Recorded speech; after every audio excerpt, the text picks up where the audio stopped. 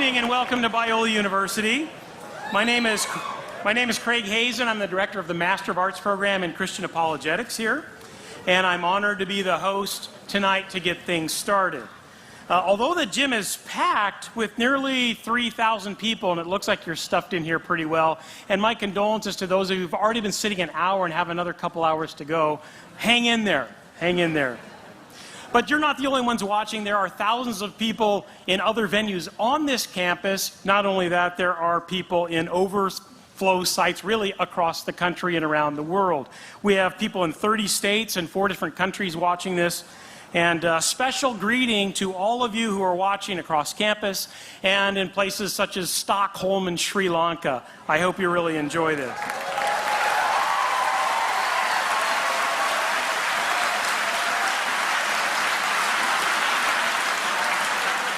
A special greeting to some distinguished guests tonight. William Lane Craig's wife, Jan, is here. Jan, it's good to see you. Betsy Hewitt is here.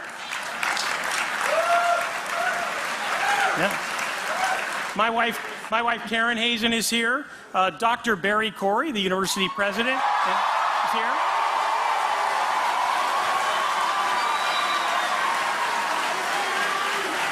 Yeah. We've got distinguished philosophers all over the place. Doug Diva, J.P. Morton, I hope, his wife. Good. All right. We're thrilled all of you could come. Well, this event was initiated by the Associated Students of Biola University, and it makes sense that AS President Eric Weaver should give a quick welcome on behalf of the student body. Eric, come on up.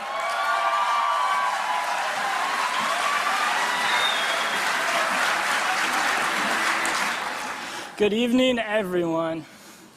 Biola is a 100-year-old Christian university which desires to wrestle with big questions in an honest and open way. In my senior year, my AS colleague Mark Heath and I thought we should sponsor a blockbuster event that pursues the biggest question of all. Is it reasonable to believe that God exists? A proposal was presented to the Senate, and the student body heartily agreed. So we invited 2 acclaimed academic leaders in this area, William Lane Craig and Christopher Hitchens. And along with the wonderful people from the Apologetics program, we are thrilled to see it on display tonight. On behalf of the students at Biola, I hope you really enjoy this event. Thank you.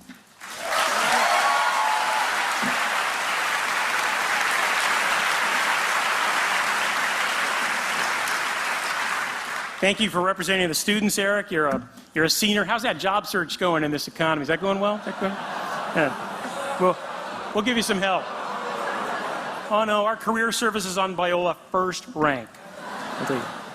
Thank you. Well, the students got this going, but there is one other important sponsor, and that is the program that I direct, the Master of Arts program in Christian Apologetics.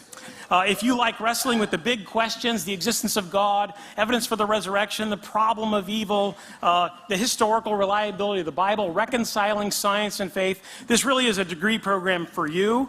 And if you're watching at a distance and you're thinking, I can't do it because I don't live in Southern California, that's not the case. We have this amazing distance learning program, and it's really open to anybody, and you don't need to relocate to Southern California, although it was a very nice day today. You might want to consider it. Although they've just taxed us into oblivion, so you may want to reconsider that.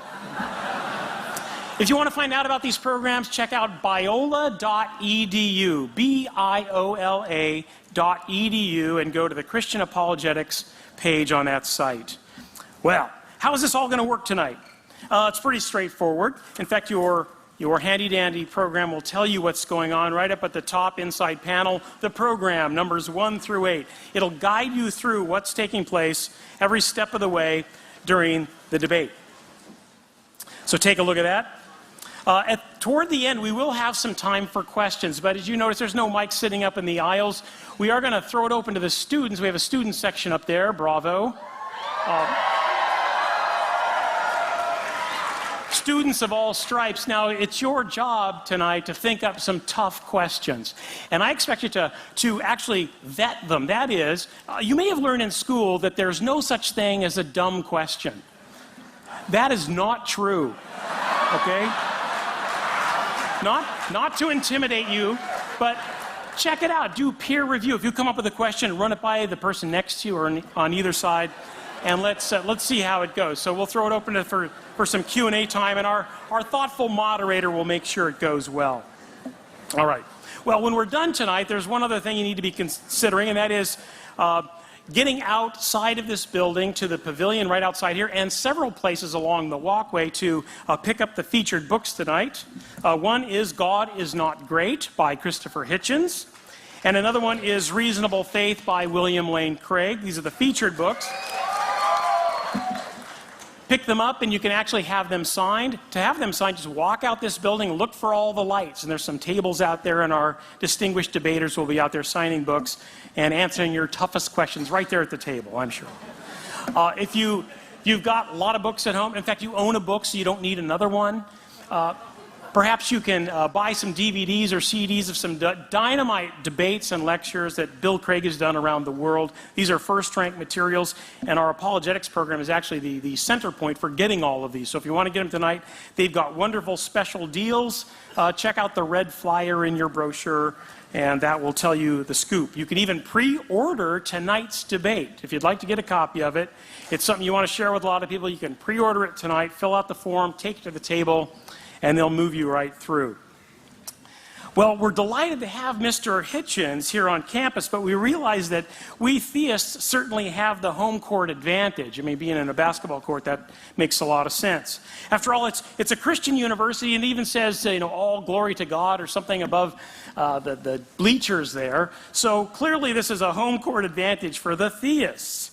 And I imagine that the crowd here is over 2/3 evangelical Christian, although I'm thrilled to see the atheist and agnostic community turn out wearing T-shirts. I love that. Yeah, absolutely, yeah.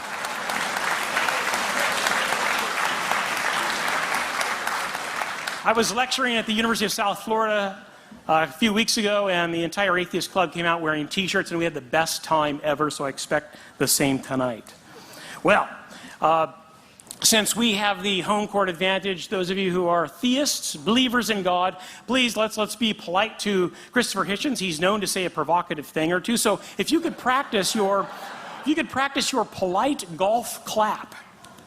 All right, let's practice that. Practice that. No shouting, no hooting. There'll be plenty of opportunity for it, but let's restrain ourselves.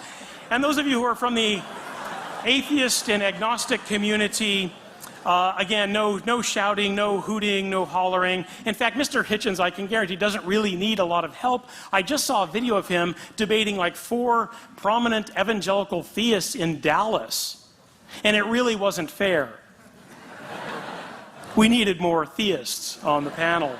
So I think he will do just fine. But we're grateful for him to come to sort of the pit of opposition at Biola University, but we're grateful to really open up the doors and run through these big, important questions. And if the debate is not resolved at the end, this is a basketball court, for goodness sakes, we'll lower the hoops, we'll turn up the lights, and we'll let them go one-on-one. I hear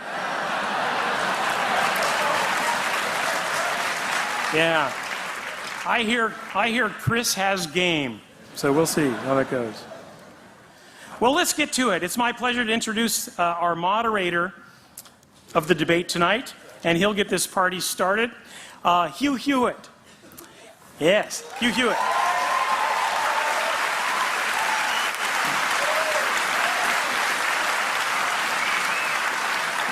Hugh is a law professor and broadcast journalist whose nationally syndicated radio show is heard in more than 120 cities across the United States every weekday by more than 2 million listeners. By the way, locally, this program is heard on KRLA, which is 870 AM. I think it goes from like 3 to 6. Great program. In fact, I think it's one of the most important, smartest, fast-paced news and issues program on the airwaves today. So check that out. If you live in outlying regions, check hughhewitt.com to find out where he's broadcasting or podcasting. Professor Hewitt is a graduate of Harvard College and the University of Michigan Law School. He has been teaching constitutional law at Chapman University Law School since it opened in 1995. He was a frequent guest on all the big cable news networks and has written for the most important newspapers in the country. He's received 3 Emmys for his groundbreaking television work and is the author of 8 books, including 2 bestsellers. Professor Hewitt served for nearly 6 years in the Reagan administration in a variety of posts, including assistant counsel in the White House and special assistant to 2 attorneys general. Don't miss his daily blog at hughhewitt.com. He's always been so very generous with his time toward events like these at Biola, and we are deeply grateful for his help here tonight. Join me in welcoming our moderator, Professor Hugh Hewitt.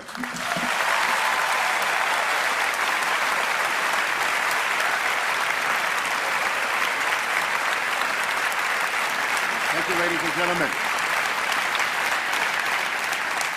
Number 1, please turn off your cell phones. I repeat, please turn off your cell phones. Number 2, gentlemen, to the extent that any of you have jackets that are still on, please, as Ronald Reagan once used to say, feel free to just throw them on the floor. It is a little bit warm in here.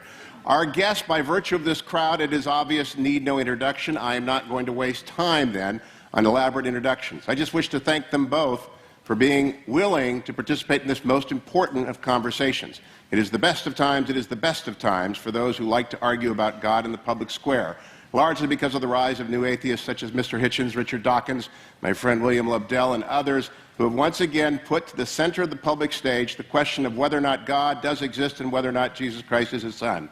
And it is up to people like William Lane Craig, prolific author, much beloved professor here, to enter into that conversation in a way that is both persuasive and winsome. And so without further ado, allow me to welcome up Vanity Fair columnist, prolific author, my friend and champion of freedom, Christopher Hitchens.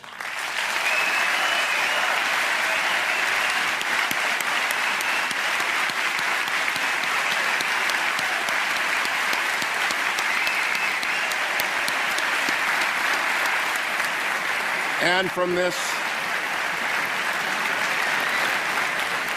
this extraordinary lighthouse institution, another prolific author and apologist, a scholar extraordinaire, who, like Mr. Hitchens, has his PhD from a wonderful English university, Professor William Lane Craig. Please, Professor.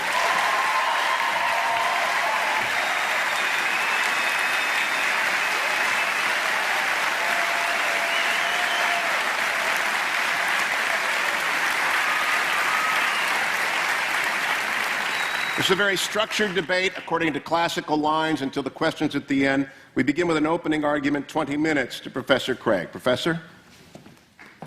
Ooh.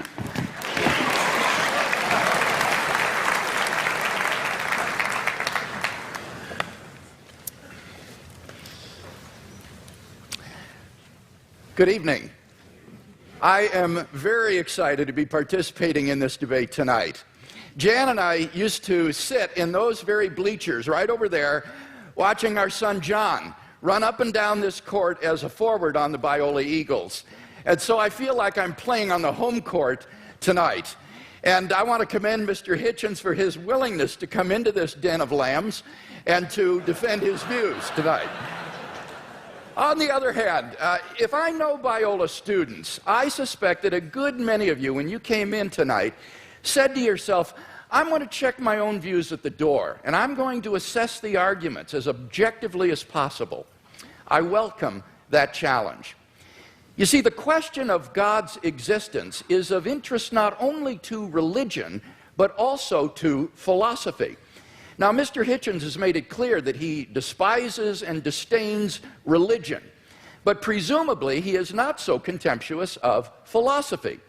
Therefore, as a professional philosopher, I'm going to approach tonight's question philosophically, from the standpoint of reason and argument. I'm convinced that there are better arguments for theism than for atheism. So, in tonight's debate, I'm going to defend 2 basic contentions. First, that there's no good argument that atheism is true. And secondly, that there are good arguments that theism is true.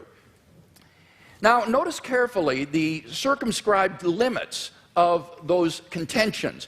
We're not here tonight to debate the social impact of religion, or Old Testament ethics, or biblical inerrancy. All interesting and important topics, no doubt, but not the subject of tonight's debate, which is the existence of God. Consider then my first contention, that there's no good argument that atheism is true. Atheists have tried for centuries to disprove the existence of God, but no one's ever been able to come up with a successful argument. So, rather than attack straw men at this point, I'll just wait to hear Mr. Hitchens present his arguments against God's existence, and then I'll respond to them in my next speech. In the meantime, let's turn to my second main contention, that there are good arguments that theism is true. On your program insert, I outline some of those arguments. Number one, the cosmological argument. The question of why anything at all exists is the most profound question of philosophy.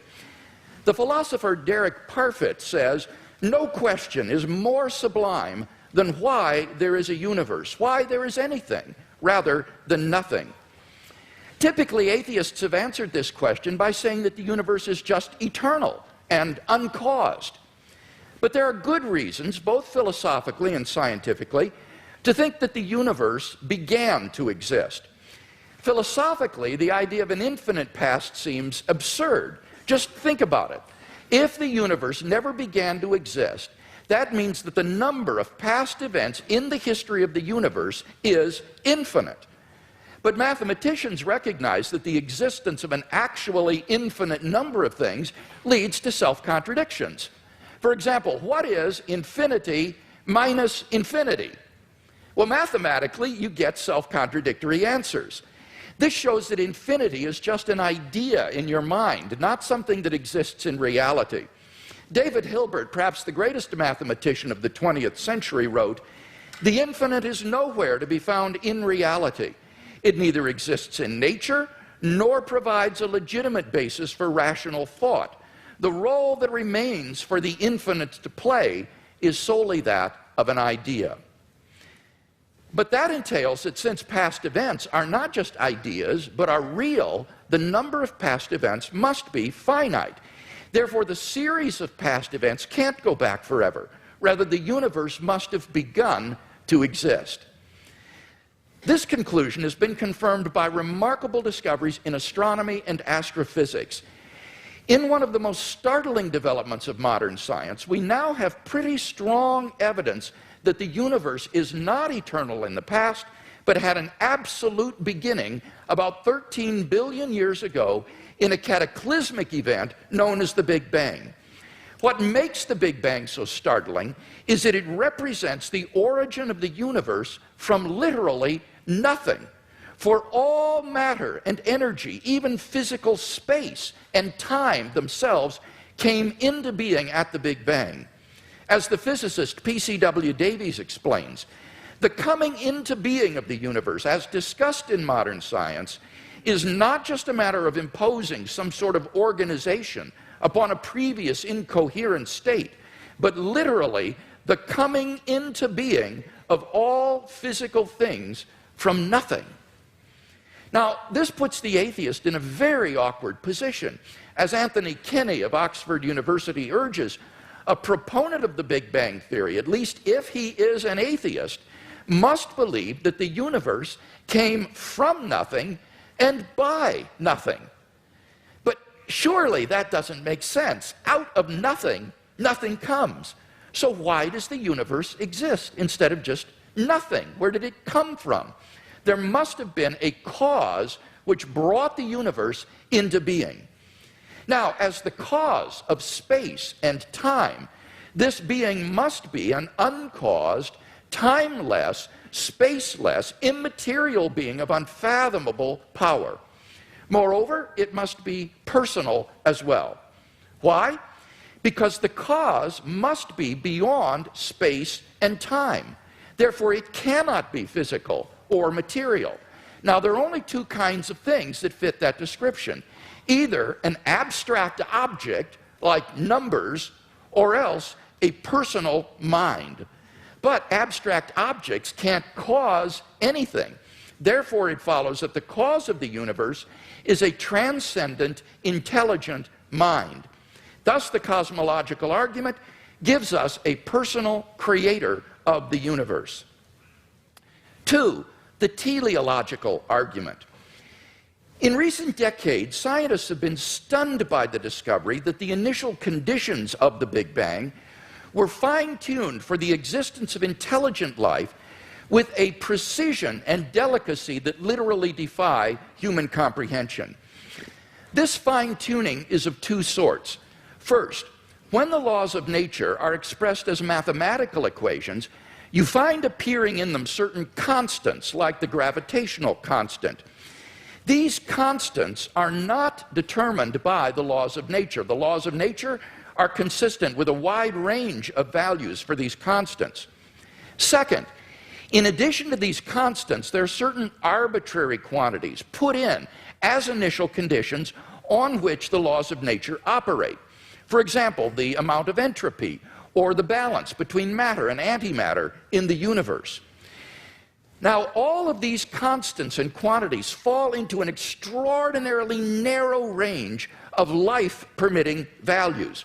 Were these constants or quantities to be altered by less than a hair's breadth, the balance would be destroyed and life would not exist. To give just one example, the atomic weak force, if it were altered by as little as 1 part out of 10 to the 100th power, would not have permitted a life-permitting universe. Now, there are 3 possible explanations of this remarkable fine-tuning: physical necessity, chance, or design. Now, it can't be due to physical necessity because the constants and quantities are independent of the laws of nature. In fact, string theory predicts that there are around 10 to the 500th power different possible universes consistent with nature's laws. So could the fine-tuning be due to chance? Well, the problem with this alternative is that the odds against the fine-tunings occurring by accident are so incomprehensibly great that they cannot be reasonably faced. The probability that all the constants and quantities would fall by chance alone into the infinitesimal life-permitting range is vanishingly small. We now know that life-prohibiting universes are vastly more probable than any life-permitting universe. So if the universe were the product of chance, the odds are overwhelming that it would be life-prohibiting. In order to rescue the alternative of chance, its proponents have therefore been forced to resort to a radical metaphysical hypothesis, namely that there exists an infinite number of randomly ordered, undetectable universes composing a sort of world ensemble or multiverse of which our universe is but a part. Somewhere in this infinite world ensemble, finely tuned universes will appear by chance alone, and we happen to be one such world. Now, wholly apart from the fact that there's no independent evidence that such a world ensemble even exists, the hypothesis faces a devastating objection. Namely, if our universe is just a random member of an infinite world ensemble, then it is overwhelmingly more probable that we should be observing a much different universe than what we in fact observe. Roger Penrose has calculated that it is inconceivably more probable that our solar system should suddenly form through a random collision of particles than that a finely tuned universe should exist. Penrose calls it utter chicken feed by comparison. So, if our universe were just a random member of a world ensemble, it is inconceivably more probable that we should be observing an orderly region no larger than our solar system. Observable universes like those are simply much more plenteous in the world ensemble than finely tuned worlds like ours, and therefore ought to be observed by us. Since we do not have such observations, that fact strongly disconfirms the multiverse hypothesis. On atheism, at least, then, it is highly probable that there is no world ensemble. The fine-tuning of the universe is therefore plausibly due neither to physical necessity nor to chance. It therefore follows logically that the best explanation is design. Thus, the teleological argument gives us an intelligent designer of the cosmos. 3. the moral argument. If God does not exist, then objective moral values do not exist. By objective moral values, I mean moral values which are valid and binding, whether we believe in them or not. Many theists and atheists agree that if God does not exist, then moral values are not objective in this way. Michael Ruse, a noted philosopher of science, explains, the position of the modern evolutionist is that morality is a biological adaptation, no less than our hands and feet and teeth. Considered as a rationally justifiable set of claims about an objective something, ethics is illusory. I appreciate that when somebody says, love thy neighbor as thyself, they think they are referring above and beyond themselves. Nevertheless, such reference is truly without foundation. Morality is just an aid to survival and reproduction, and any deeper meaning is illusory. Like Professor Ruse, I just don't see any reason to think that in the absence of God, the morality which has emerged among these imperfectly evolved primates we call Homo sapiens is objective. And here Mr. Hitchens seems to agree with me. He says moral values are just innate predispositions ingrained into us by evolution. Such predispositions, he says, are inevitable for any animal endowed with social instincts. On the atheistic view, then, an action like rape is not socially advantageous, and so in the course of human development has become taboo. But that does absolutely nothing to prove that rape is really morally wrong. On the atheistic view, there's nothing really wrong with raping someone. But the problem is that objective values do exist, and deep down we all know it. In moral experience, we apprehend a realm of objective moral goods and evils. Actions like rape, cruelty, and child abuse aren't just socially unacceptable behavior, they're moral abominations. Some things, at least, are really wrong. Similarly, love, equality, and self-sacrifice are really good. But then it follows logically and necessarily that God exists. Number 4, the resurrection of Jesus. The historical person, Jesus of Nazareth, was a remarkable individual.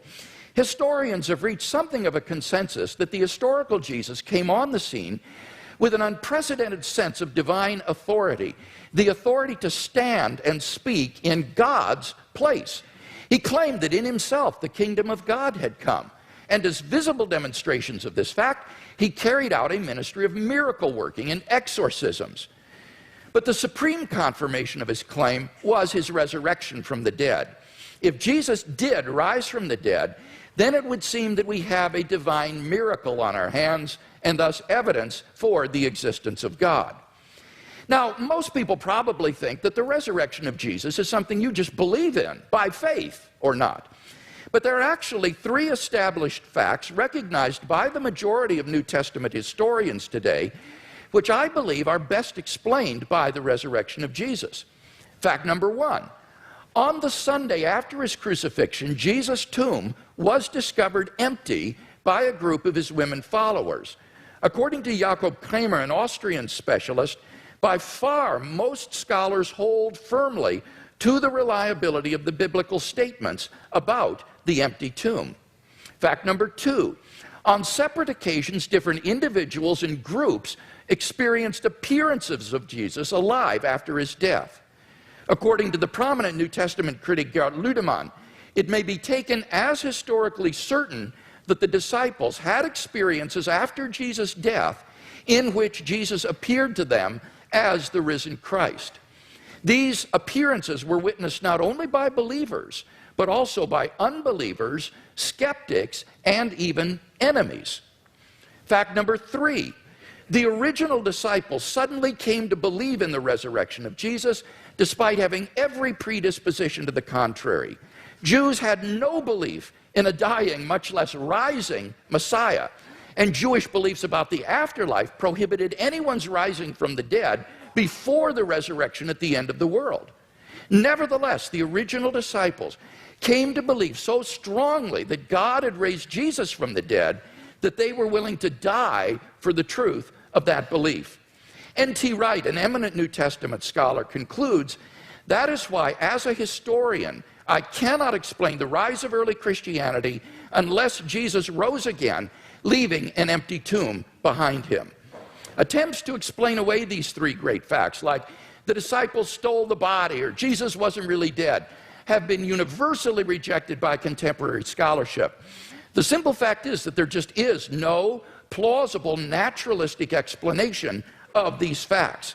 And therefore, it seems to me the Christian is amply justified in believing that Jesus rose from the dead and was who he claimed to be. But that entails that God exists. Finally, number 5, the immediate experience of God. This isn't really an argument for God's existence. Rather, it's the claim that you can know that God exists wholly apart from arguments, simply by immediately experiencing him. Philosophers call beliefs like this properly basic beliefs.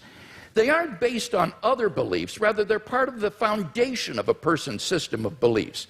Other properly basic beliefs include the belief in the reality of the external world, the belief in the existence of the past and the presence of other minds like your own. When you think about it, none of these beliefs can be proved.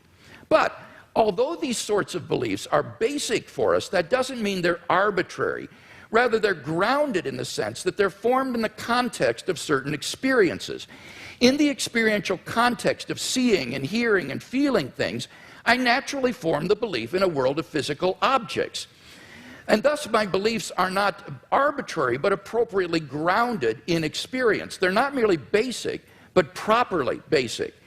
In the same way, belief in God is for those who know him a properly basic belief grounded in our experience of God. Now, if this is right, there's a danger that arguments for God's existence could actually distract your attention from God himself. If you're sincerely seeking God, then God will make his existence evident to you. We mustn't so concentrate on the external arguments that we fail to hear the inner voice of God speaking to our own hearts. For those who listen, God becomes an immediate reality in their lives. So, in conclusion then, we've seen 5 good arguments to think that God exists. If Mr. Hitchens wants us to believe instead that God does not exist, then he must first tear down all 5 of the arguments that I presented, and then in their place erect a case of his own to prove that God does not exist. Unless and until he does that, I think that theism is the more plausible worldview.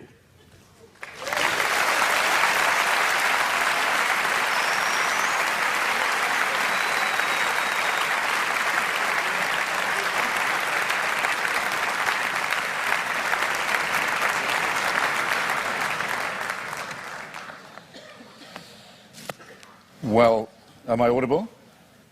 Am I audible to all? Yes.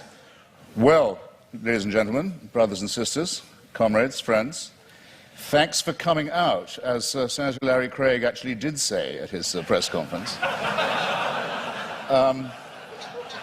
Thank you, Mr. Hewitt and Dr. Craig, for being among the very many Christians who have so generously and hospitably and warmly taken me up on the challenge I issued when I started my little book tour and welcomed me to your places to have this most important of all discussions. I can't express my gratitude enough. Thanks to the very nice young ladies who I ran into at the Elephant Bar this afternoon, where I hadn't expected a posse of Biola students to be on staff, but where I thought, God, they're everywhere now.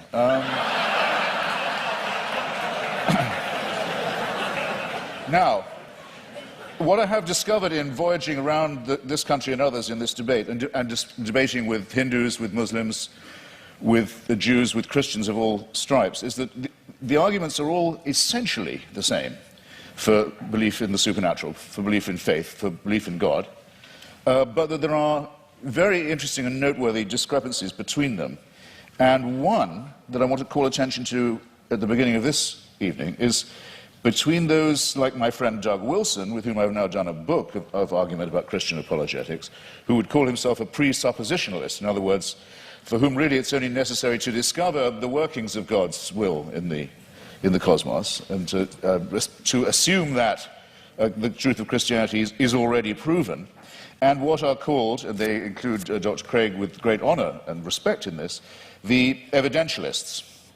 Now, I want to begin by saying that this distinction strikes me first as a very charming distinction, and second as false, or perhaps as a distinction without a difference. Well, why do I say charming? Because I think it's rather sweet that people of faith also think they ought to have some evidence. And I think it's progress of a kind. After all, if we had been having this debate in the mid-19th century, Professor Craig or his equivalent would have known little or probably nothing about the laws of physics and biology.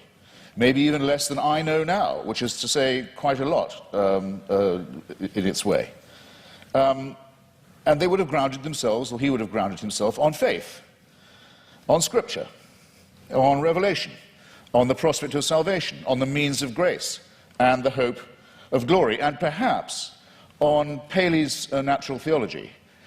Paley, who had the same rooms, or had the same rooms later occupied by Charles Darwin in Cambridge, with its watchmaker theory of design that I know I don't have to expound to you, but which briefly suggests that if an Aborigine is walking along a beach and finds a gold watch ticking, he knows not what it's for, or where it came from, or who made it, but he knows it's not a rock, he knows it's not a vegetable, he knows it must have had a designer. The Paley analogy held for most Christians for many years, because they were willing to make the assumption that we were mechanisms, and that therefore there must be a watchmaker.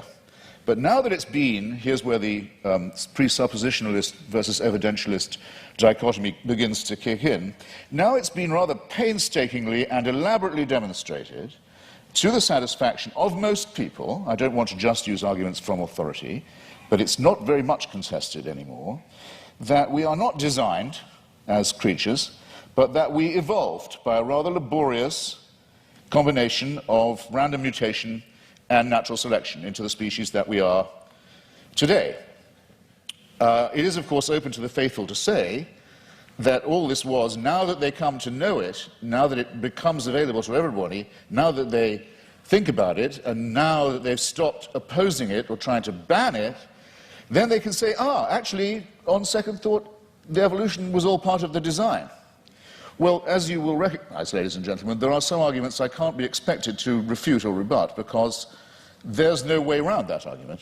I mean, if everything, including evolution, which isn't a design, is nonetheless part of a divine design, then all the advantage goes to the person who's willing to believe that. That cannot be disproved.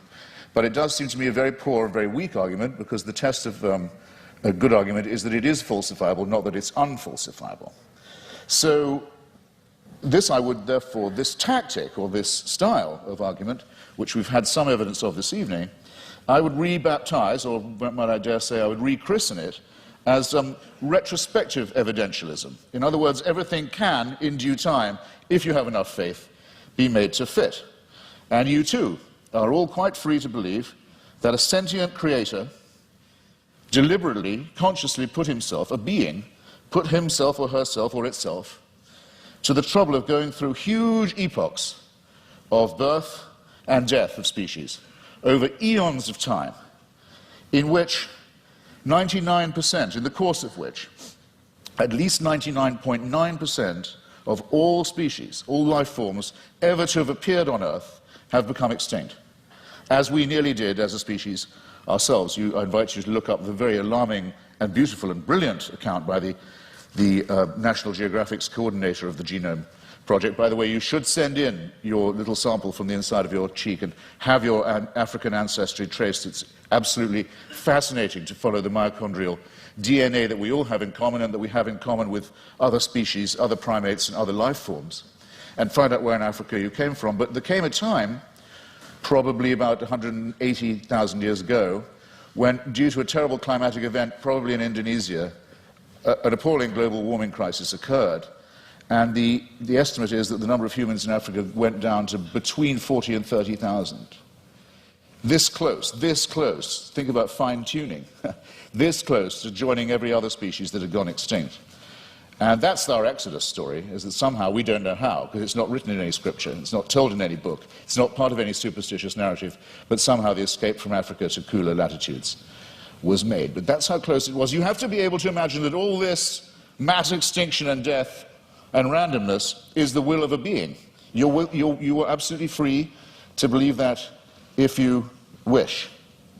And all of this should happen so that one very imperfect race of evolved primates should have the opportunity to become Christians or to turn up at this gym tonight. That all of that was done with us in view. It's a curious kind of solipsism. It's a curious kind of self-centeredness. I was always brought up to believe that Christians were modest and humble and comported themselves with due humility. And there's a certain arrogance to this assumption that all of this extraordinary development was all about us. And we were the intended and designed result, and everything else was in the discard. The tremendous wastefulness of it, the tremendous cruelty of it, the tremendous caprice of it, the tremendous tinkering and incompetence of it, never mind, at least we're here. And we can be people of faith. It doesn't work for me, I have to simply say that, and I think there may be questions of psychology involved in this as well. Believe it if you can. I can't stop you. Believe it if you like. You're welcome. It's obviously impossible, as I said before, to disprove, and it equally obviously helps you to believe it if, as we all are, you're in the happy position of knowing the outcome. In other words, we are here, but there's a fallacy lurking in there somewhere too. Is there not? Now, it's often said, it was said tonight, and Dr. Craig said it in print, that atheists think they can prove the non-existence of God. This, in fact, very slightly but crucially misrepresents what we've always said. And there's nothing new about the new atheists, it's just we're recent. There's nothing particularly new. Dr. Victor Stenger, a great scientist, has written a book called The Failed Hypothesis, which he says he thinks that science can now license the claim that there definitely is no God, but he's unique in that, and I think very bold and courageous. Here's what we argue.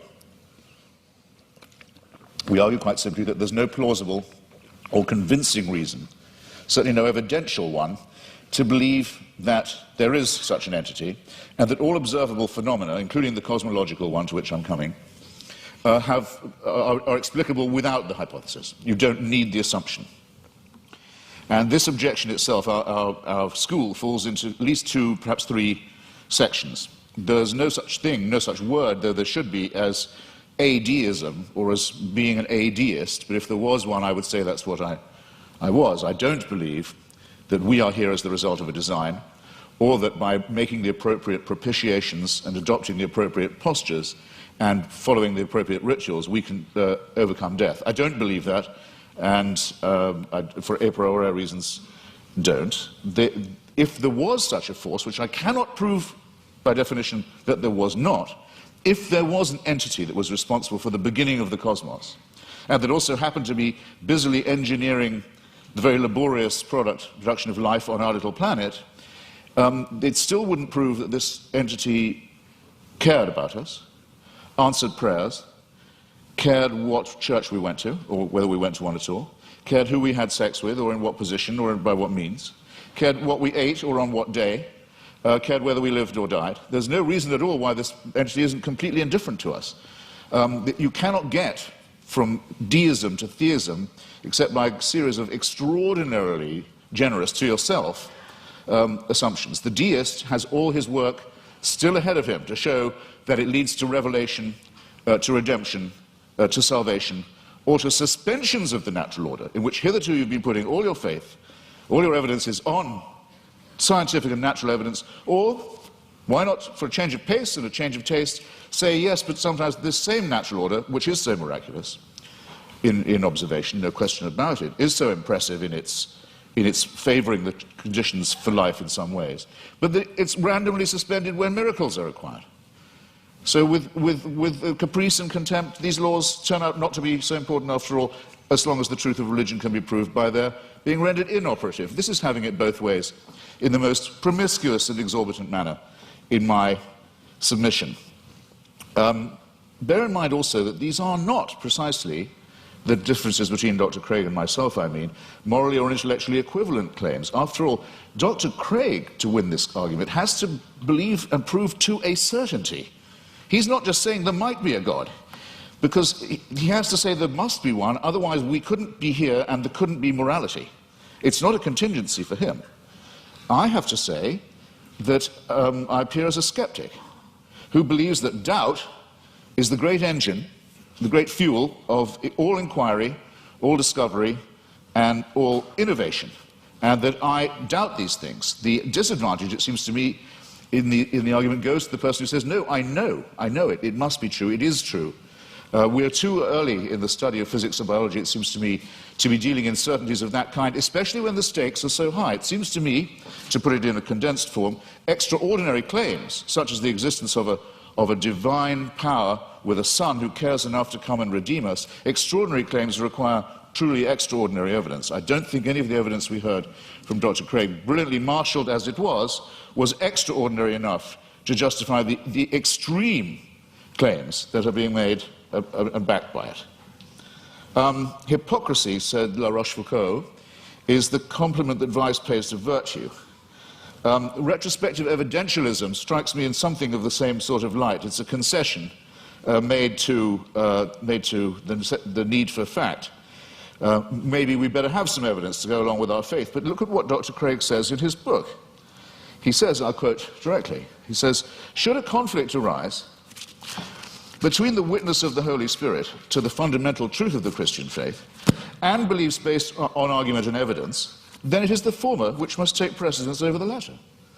He adds not vice versa, but a good editor, I think, would have told you, you don't have to put the vice versa in. It's clear enough as it is. I'll say it again. Should a conflict arise between the witness of the Holy Spirit to the fundamental truth of the Christian faith and beliefs based on argument and evidence, then it's the former which must take precedence over the latter. That's not evidentialism. That's just faith. It's a priori belief. It's rephrased in another edition. It says, therefore, the role of rational argumentation in knowing Christianity to be true is the role of a servant. A person knows Christianity is true because the Holy Spirit tells him it is true. And while argument and evidence can be used to support this conclusion, they cannot legitimately overrule it. Now, then he goes on to say, the Bible says all men are without excuse. Even those who are given no reason to believe, and many persuasive reasons to disbelieve, have no excuse, because the ultimate reason they do not believe is that they have deliberately rejected God's Holy Spirit. That would have to be me. But you see where this lands you, ladies and gentlemen, with the Christian apologetic. You're told you're a miserable sinner who is without excuse. You've disappointed your God who made you, and you've been so ungrateful as to rebel. You're contemptible, you're worm-like, but you can take heart. The whole universe was designed with just you in mind. These two claims are not just mutually exclusive, but I think they're intended to compensate each other's cruelty and ultimately absurdity. In other words, evidence is an occasional convenience. Seek and ye shall find. I remember being told that in church many a time as a young lad. Seek and ye shall find. I thought it was a sinister injunction, because it's all too likely to be true. We are pattern-seeking mammals and primates. If we can't get good evidence, we'll go for junk evidence. If we can't get a real theory, we'll go with a conspiracy theory. You see it all the time. Religion's great strength is that it was the first of our attempts to explain reality, to make those patterns take some kind of form. It deserves credit. It was our first attempt at astronomy, our first attempt at cosmology, in some ways our first attempt at medicine, our first attempt at literature, our first attempt at philosophy. Good. While there was nothing else, it had many functional uses of that kind. Never mind that they didn't know that germs cause disease. Maybe evil spirits cause disease. Maybe disease is a punishment. Never mind that they believed in astrology rather than astronomy. Even Thomas Aquinas believed in astrology. Never mind that they believed in devils. Never mind that things like volcanic eruptions, earthquakes, tidal waves were thought of as punishments, not as natural occurrences on the cooling crust of a planet. The pattern seeking has gone too far. And it's gone, I think, much too far with what was until recently thought of as Christianity's greatest failure, greatest of all failures, cosmology, the one thing Christianity knew nothing about. and taught the most abject nonsense about. For most of its lifetime, Christianity taught that the earth itself was the center of the universe, and we had been given exclusive dominion as a species over it. It could not have been more wrong. How are we going to square the new cosmology, the fantastic new discoveries in physics, with the old dogmas? Well, one is the idea of this fine-tuning, about which I've only left myself 3.5 minutes. I'll have to refer some of this to later in the discussion. This is essentially another form of pattern seeking on the basis of extremely limited evidence. Most physicists are very uncertain, as they have every right to be. In fact, I would say, for physicists, that as they have the duty to be at the moment, extremely uncertain about the spatio-temporal dimensions of the original episode, the Big Bang, as it's sometimes called. We're in the very, very early stages of this inquiry. We hardly know what we don't know about the origins of the universe. We're viewing it from an unimaginable distance, not just an unimaginable distance in space. We're perched on a tiny rock in an extremely small suburb of a fairly minor galaxy, trying to discern our origins, but also at an unbelievable distance in time. And we claim the right to say, we can see the finger of God in this process. It's an extraordinarily arrogant assumption. It either deserves a Nobel Prize in physics, which it hasn't yet got, I notice. I don't know any physicist who believes these assumptions are necessary, or it deserves a charge of hubris. Let me make 3 tiny, quick objections to it as it stands, and I'm no more a physicist than most of you are.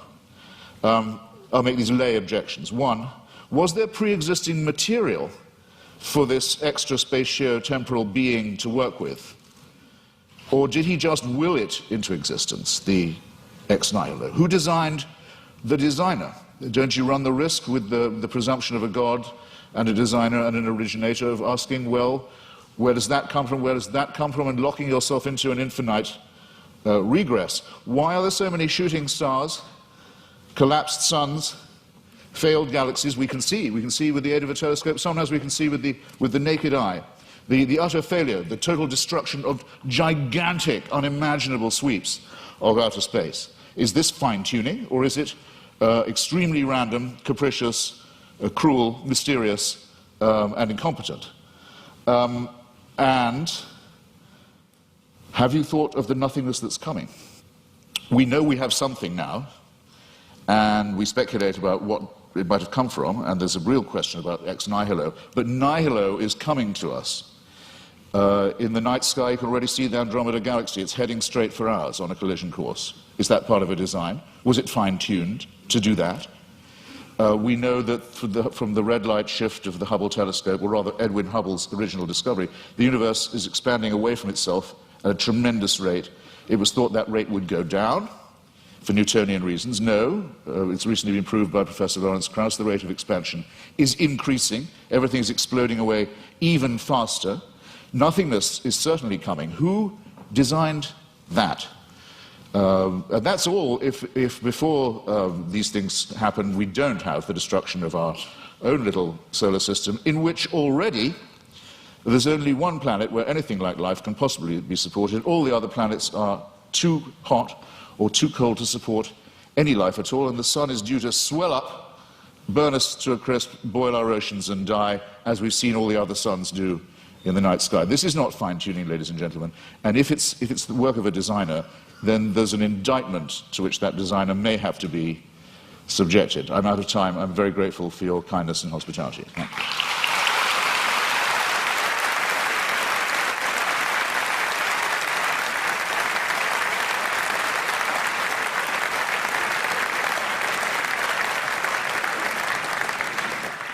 Dr. Craig, a 12-minute rebuttal.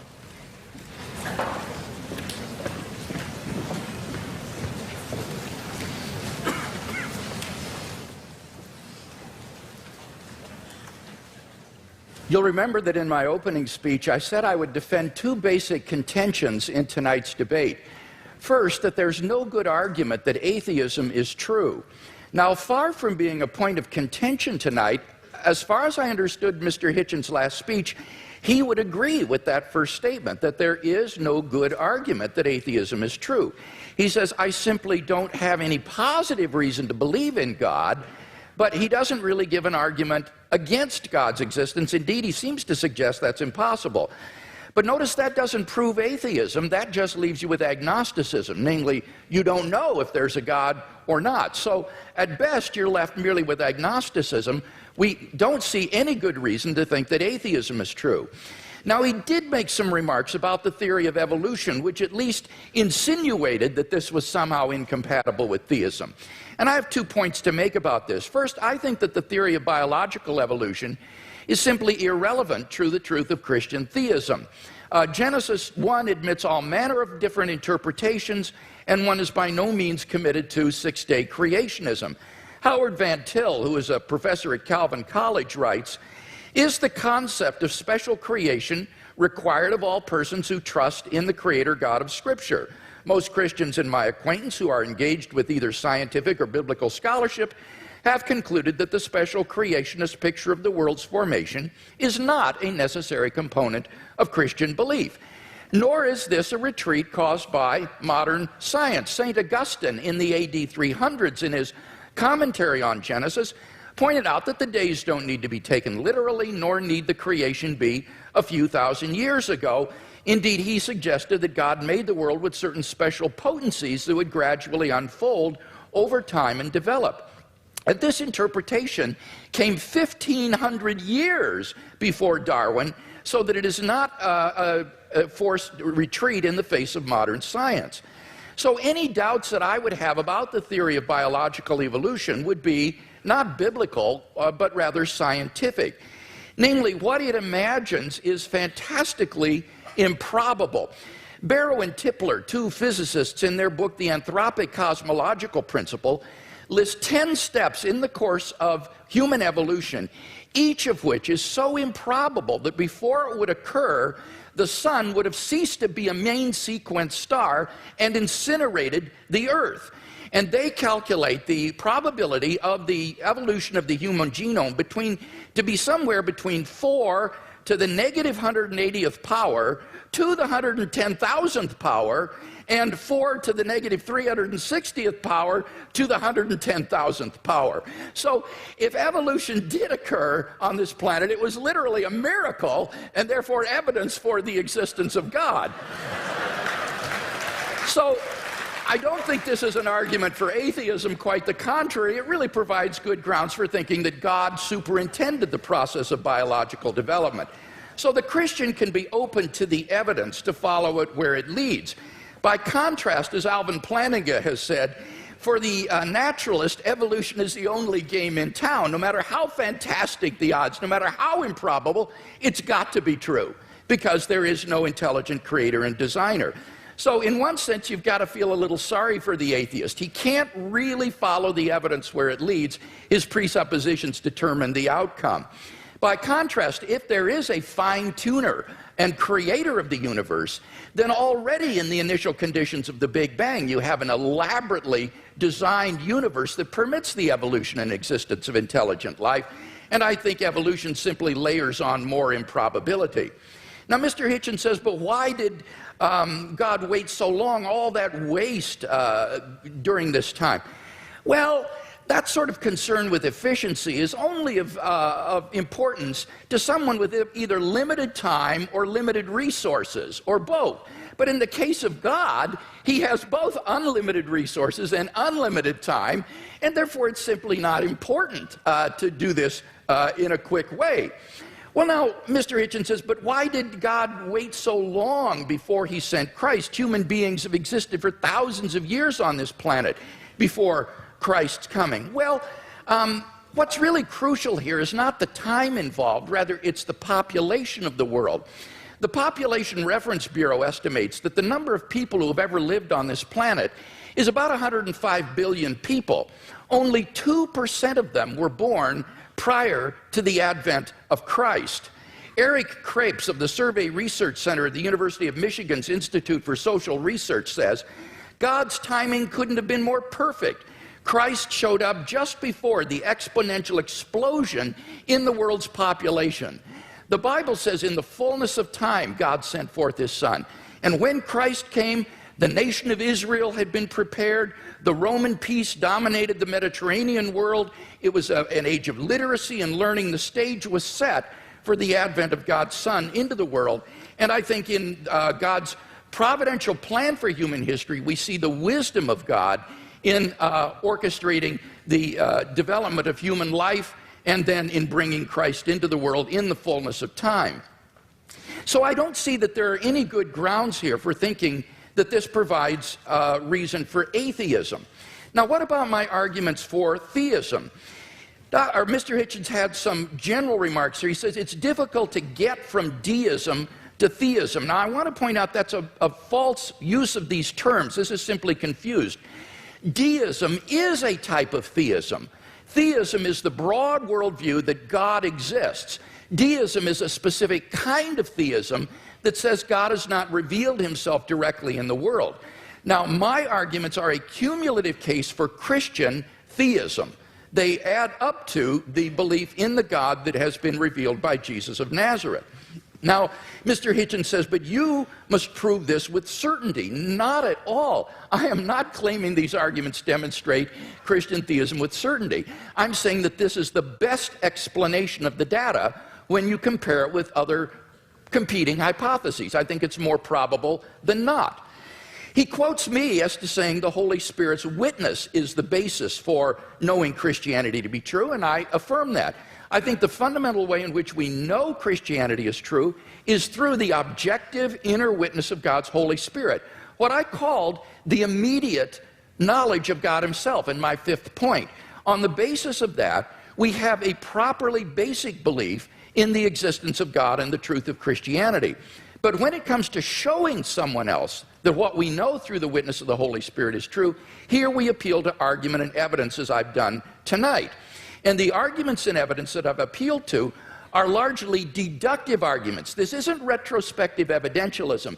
These are deductive arguments. If the premises are true, then you cannot deny the conclusion on pain of irrationality because the conclusions follow with logical necessity from the premises. So the only way to deny the conclusion is you've got to show me which of the premises are false.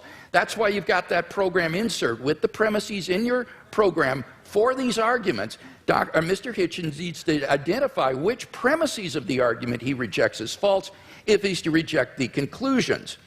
Now, with respect to my cosmological argument, notice that he didn't dispute whatever begins to exist has a cause, nor did he dispute the philosophical and scientific arguments for the beginning of the universe. All he asked was the question, was there pre-existent material? The answer is no, there was not. As Barrow and Tipler point out, at this singularity, space and time came into existence. Literally nothing existed before the singularity. So if the universe originated at such a singularity, we would truly have a creation ex nihilo, that is, out of nothing. And this isn't talking religion, folks. This is talking contemporary cosmology. So the first argument, it seems to me, is unrefuted. What about the fine-tuning argument? Here he said, well, scientists are terribly uncertain about the fine-tuning argument. Well, I think that's simply not the case.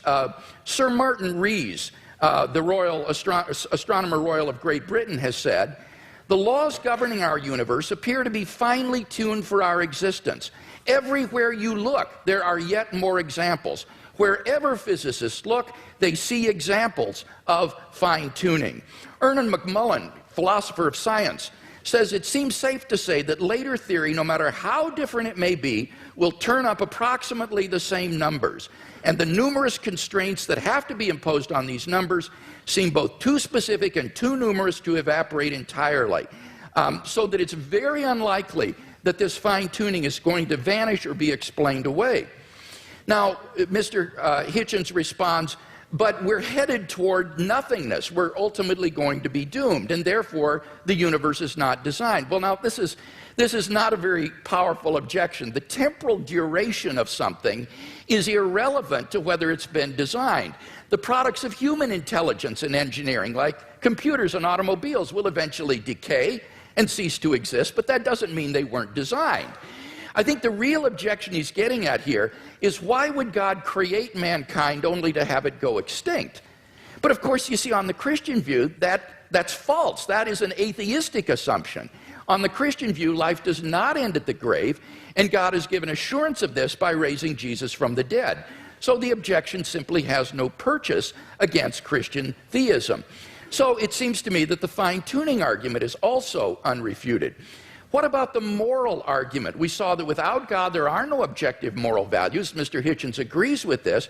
And yet he himself affirms over and over again moral statements like the moral reprobation of religious intolerance and violence in the name of religion. So he does affirm objective values, but without any basis for it. What I can offer him as a theist is a transcendent basis for the objective moral values and duties that we both want to affirm. Fourthly, the resurrection of Jesus. Again, there was no response to this. Let me simply quote N.T. Wright in his recent study of the resurrection. He says that the empty tomb and the appearances of Jesus have a historical probability so high as to be virtually certain, like the death of Augustus in AD 14 or the fall of Jerusalem in AD 70. So we are on very solid ground in affirming these three facts that I mentioned in my opening speech, and I can't think of any better explanation than the ones that the eyewitness gave, namely that God raised Jesus from the dead. Finally, the immediate experience of God. Unless Mr. Hitchens can show that I'm psychologically deranged or delusional, it seems to me I'm perfectly rational on the basis of my immediate experience of God to believe that God exists and that therefore this for me is a properly basic belief. So I think all of these arguments stand intact despite his refutation. We've seen no argument for atheism, so clearly the weight of the evidence falls on the side of the scale for Christian theism tonight.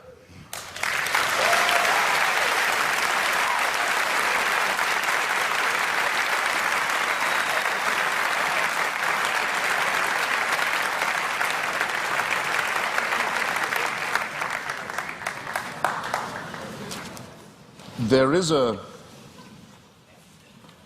terminological problem here, which may conceal more than just terminological difficulty.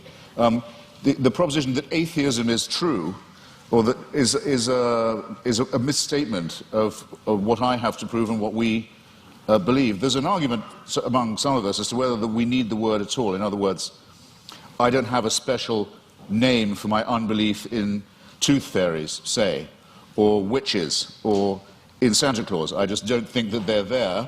I don't have to prove a tooth fairyism. I don't have to prove a Santa Clausism. I don't have to prove a witchism. It's just, I have to say, I think that those who do believe these things have never been able to make a plausible or intelligible case for doing so. That's not agnosticism, because it seems to me that if you don't think there is any evidence, you're wrong to take refuge in saying you're neutral. You ought to have the courage to answer the question, which one is regularly asked, are you an atheist or not? Yes, I will say, I am. You can't tell anything else about me. You can't tell anything else about what I think, about what I believe, about what my politics are, or my other convictions. It's just that I don't believe in the existence of a supernatural dimension, and I've never been shown any evidence that any process observable to us cannot be explained by more satisfactory and more convincing means. The great physicist Laplace, when showing his working model of the solar system to the Emperor Napoleon, was asked, well, your model seems to have no room for a god in it, for deity. And he said, well, Your Majesty, it still all operates without that assumption. Now, here's what you would have to believe if you thought that this was all designed. Dr. Craig gave a slight parody of what I think about this. It could be true, but you'd have to imagine, let's say the human species has been, Homo sapiens has been with us, some people say as long as 250,000 years, some say 200, some say 100,000. Francis Collins and Richard Dawkins oscillate about this. It's not a very big argument. I'll just take 100,000, if you like. You have to imagine that human beings are born. Well, actually, most of them, a good number of them aren't born. They die in childbirth or don't long outlive it. They're born into a terrifying world of the unknown. Everything is a mystery to them, everything from disease to volcanic eruptions. everything is, their life expectancy for the first, I don't know, many, many tens of thousands of years would be lucky to be in the 20s, probably dying agonizingly over their teeth, poorly evolved as the teeth are, and from other inheritances from being primates, such as the appendix that we don't need, such as the fact that our genitalia appear to have been designed by a committee, other shortcomings of the species, exaggerated by scarcity, by war, by famine, by competition, and so on. And for 98,000 years or so, heaven watches this with complete indifference. And then, we know where your children go to school, by the way. Heaven watches this with total indifference, and then, with 2,000 years to go on the clock, thinks, actually, it's time we intervened. We can't go on like this. Why don't we have someone tortured to death in Bronze Age Palestine? That should teach them. That should give them the chance of redemption. You're free to believe that, but I think the designer who thought of doing it that way was a very cruel, capricious, random, bungling, and incompetent one. The news of this, Dr. Craig talks as if, okay, but since then there have been more people born, so it might have been a good time in terms of population growth. Well, there are a huge number of people in the world who still haven't even heard of this idea. The news hasn't penetrated to them. Or where it has, it's been brought to them by people who Dr. Craig doesn't think of as Christians, such as Mormons, for example. And it's taught to them in many discrepant and competitive and indeed incompatible and violently irreconcilable ways. And there's been a lot of argument in the church and the churches all this time about, well, okay, what is the answer to that? What about all the people who never could have heard the good news, or who never will hear it, or still haven't been reached by it, and who've died not knowing about it? What happens to them? How can they be saved? Well, the argument is that it's all somehow made retrospective. And with so many of these arguments, I just comment on these, well, how convenient. Because if you're willing to make assumptions of this kind, then really evidence is only ancillary to what you are advancing. Now, I didn't have the chance. Oh, and just on Mr. Wright, sorry, I scrawled a note to myself. In your first round, Doctor, you said that N.T. Wright, who's an impressive person, says that no explanation of the success of Christianity is possible that doesn't rest on the terms of its being true. In other words, Wright says it was so successful, it must have been, and the people were so strongly motivated to believe it that it must have been true. I regard that as a very, very unsafe assumption. Or if it is a safe one, then it must surely apply to Islam and to Mormonism. I mean, these are two very, very, very fast-growing religions, have people prepared to sacrifice enormously for it, have ancestors who were absolutely determined of the truth of it at the time, and who made extraordinary conquests in its name. If you're going to grant this for one religion, it seems to me you have to be willing, not just willing, you may indeed be compelled to make this concession for all of them. And that, I think, would be not just an unsafe assumption, but for most of you here, a distinctly unwelcome one. Now, I didn't get the chance, because I out-talked myself, and I'm sorry for it, to get to the moral dimension. And I'm interested that the word objective morality is the one that Dr. Craig chooses. Usually arguments about morality are whether morality is, so to say, absolute, or whether it's relative. As to objectivity, I think it's a very good compromise word, by the way, and I'm very happy to accept it. But the problem with morality is this, in respect of religion. You can't prove that anyone behaves any better if they refer this problem upward to a supreme dictator of a celestial kind. There are two questions that I've asked in public, and I'll try them again, because I try them on every audience. They're very simple ones. First, you have to name for me, or challenges, let's say, rather than questions. You have to name for me an ethical action, or an ethical statement, or moral action, moral statement made, or undertaken by a believer that I couldn't undertake or say, I couldn't state or do. I haven't yet had an example pointed out of that to me. In other words, that a person of faith would have an advantage by being able to call upon divine sanction. Whereas if I ask you to think of a wicked act undertaken by someone in the name of God or because of their faith, you wouldn't have, or a wicked statement made, you wouldn't have that much difficulty, I think, in coming up with an example right away. The genital mutilation community, for example, is almost exclusively religious. The suicide bombing community is almost exclusively religious. There are injunctions for genocide in the Old Testament. There are injunctions and warrants for slavery and racism in the Old Testament too. There's simply no way of deriving morality and ethics from the supernatural. When we come to the question of the absolute, well, the most often cited one is the Golden Rule, the one that almost everyone feels they have in common. The injunction not to do to others as you wouldn't want them to do to you. This doesn't, in fact, come from the Sermon on the Mount or from Christianity, or it doesn't originate with it. It's certainly adumbrated by Rabbi Hillel, a Babylonian rabbi, and it's to be found in the Analects of Confucius too. But it has, since we're talking about objective, relative, and absolute, a crucial weakness in it, unfortunately. We'd like to be able to follow it, but it's only really as good as the person who's uttering it. In other words, if I say, I won't treat you as I don't want you to treat me, what am I to do when confronted with Charles Manson? I want him treated in a way that I wouldn't want to be treated myself. Anything else would surely be completely relativistic. So the argument isn't at all advanced by saying that I couldn't know any of this. I couldn't have any moral promptings. I couldn't decide for myself if I see a pregnant woman being kicked in the stomach, that because she's pregnant, that's obviously worse than if it was just a woman who wasn't pregnant being kicked in the stomach. This is part of my patrimony as a human being. It's part of the essential emotional solidarity that I need to have with my fellow creatures to make us realize that we are brothers and sisters, one with another. We are dependent upon each other. We have duties. We have expectations of one another. And that if we didn't have these and try and fulfill them, we couldn't have got as far as we have. We couldn't have evolved as a species. We couldn't have ever had a society. There's never been a society found where rape and murder and perjury are not condemned. And these moral discoveries long, or absolutes if you want to call them that, long predate the arrival of anything recognizable as monotheism. It's a bit like the argument of free will. People say, well, how do you have free will? Do you think you do have it?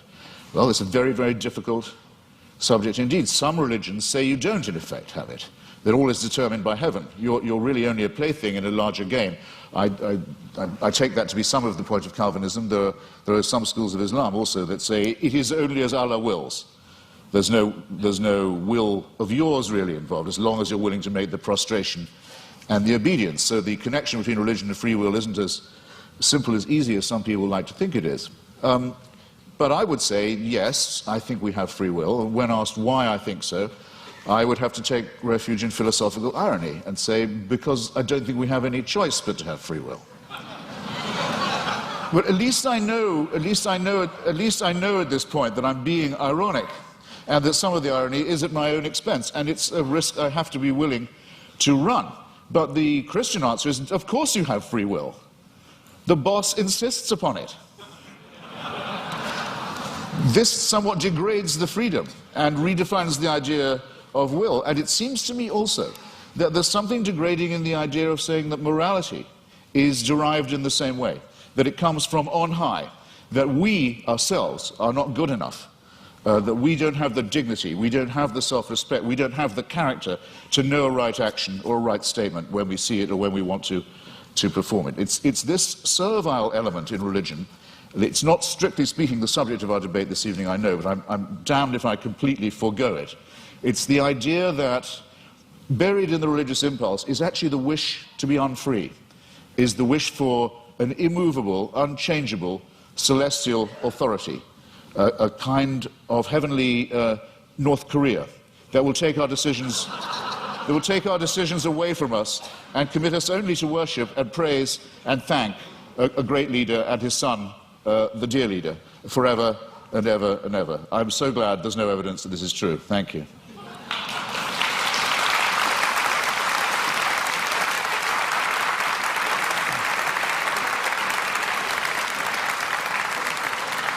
We now enter the period of cross-examination, Which trial-like allows the questioner to pose and the answer only to answer and not to repeat the question or to dodge. 6 minutes of questions begin to Dr. Craig, followed by 6 minutes of questions to Mr. Hitchens. Dr. Craig, your questions for Mr. Hitchens. All right, let's talk first about whether there are any good arguments to think that atheism is true. Now, it seems to me that you're rather ambivalent here, that you say, you redefine atheism to mean a sort of atheism or non-theism. That's what it means. But how do you distinguish then the different varieties of non-theism? For example, what is normally called atheism, agnosticism, or the view of verificationists that the statement God exists is simply meaningless? Well, I mean, there are different schools of atheism, as you say, but there's no claim I know how to make that says atheism is true, because atheism is the statement that a certain proposition isn't true. So I wish you'd get this bit right, because it's there you go again. Well, I just devoted a little time to this. I said it is not in itself a belief or a system. It simply says you can get by better, probably, we think, without the assumption that no one who wants you to worship a God has ever been able to come up with a good enough reason to make you do it. Now, so the point is, though, that on your definition of atheism or non-theism, it really embodies a diversity of views, such as agnosticism, what is normally called atheism, or this verificationism. Now, which of those do you hold to within this umbrella of atheism? Are you an atheist who asserts the proposition God does not exist, or do you simply withhold belief in God in the way the agnostic does? Right. On some days, I'm not going to do you that much of a favor. On some days, I'm a great admirer of Thomas Huxley, who had the great debate with Bishop Wilberforce in Oxford at the Natural History Museum about Darwinism in the mid-19th century, and who was known as Darwin's bulldog. We would now say Darwin's pit bull, and who completely trounced the good bishop. But I can't thank him for inventing the term agnostic.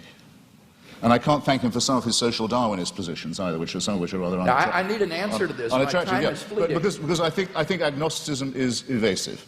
To me, yes, if you talk about the power of the Holy Spirit and so forth, to me, that is meaningless. It's to me, I'm sorry, I've tried. It's white noise. It's like saying there is only one God and Allah is his messenger. It's gibberish to me. There are many of us, I'm sorry, there are just many of us of whom this is the case. It may be true, it is true. Okay, Mr. Hitchens, I got to press you here, again, because time is feel free. What is your view exactly? Press away. Do you affirm God does not exist, or do you simply withhold belief? I think once I have said that I've never seen any persuasive evidence for the existence of something, and I've made real attempts to study the evidence presented and the arguments presented, that I will go as far as to say, have the nerve to say, that it does not therefore exist, except in the minds of its, except in the Henry Jamesian subjective sense that you say of it being so real to some people in their own minds that it counts as a force in the world. Yes. Okay, so you do affirm then that God does not exist. Now, what I want to know, and do you have any justification for that? I think I've come unwired in some horrible way. You're fine. Are you sure? Do you have any arguments leading to the conclusion that God does not exist? Well, I would rather. I think I'm wondering if I'm boring anybody now. I would rather say. I'd rather state it in reverse and say I find all the arguments in favor to be fallacious or unconvincing. And I'd have to add that though this isn't my reason for not believing in it, that I would be very depressed if it was true. But that's a quite different thing. I don't say of atheism that it's at all morally superior. That would be very risky. I wouldn't admit that it was at all morally inferior either, but we can at least be acquitted on the charge of wishful thinking. I wonder if that's the case. Would you agree that the absence of evidence is not evidence of absence? Well, I'm not sure that I would agree. Okay. Let's turn to the moral argument and talk about that a little bit. I think you've misunderstood the moral argument. Given the stakes, Doctor, sorry. Given the stakes, we're not talking about unicorns or tooth fairies or leprechauns here. We're talking about an authority that would give other human beings the right to tell me what to do in the name of God. So for a claim like that, if there's no evidence for it, it seems to me not a small question No, it's certainly not a small question. But Because you're I making a wonder if that very, means- very, very large claim. Your evidence had better be absolutely magnificent, it seems to me. And it's the lack of magnificence, I think, that began to strike me first. One final question, Doctor. Okay, well, let's go to the moral argument. It seems to me there that you've misunderstood the argument in that we're looking for an objective foundation for the moral values and duties that we both, I think, want to affirm. It's not a matter of whether or not we can know what is right and wrong, or that we need God to tell us what is right and wrong. It's rather that we need to have some sort of an objective foundation for right and wrong. Wouldn't you agree on your view? It's simply the sociobiological spin-offs of the evolutionary process, and that therefore these do not provide any sort of objective foundation for moral values and duties. That could be true, yes. That Okay. could well be true. Yeah, I don't want to be too much of a reductionist, but it's entirely possible that it is purely evolutionary and functional. One wants to think that there's a bit more to one's love for the fellow creature than that. But it doesn't add one iota of weight or moral gravity to the argument to say, but that's because I don't believe in a supernatural being. It's a non sequitur. Mr. Hitchens, your questions for Dr. Craig. Well, I'd like to know first, you said that the career of Jesus of Nazareth involved a ministry of miracles and exorcisms. When you say exorcism, do you mean that you believe in devils too? What I meant there was that most historians agree that Jesus of Nazareth practiced miracle working and he practiced exorcisms. I'm not committing myself, nor are historians committing themselves to the reality of demons, but they are saying that Jesus did practice exorcism and he practiced healing. So you believe that Jesus of Nazareth caused devils to leave the body of a madman and go into a flock of pigs that hurled themselves down the Gadarene slopes into the sea? Do I believe that's historical? Yes. Right. That would be sorcery, wouldn't it, though?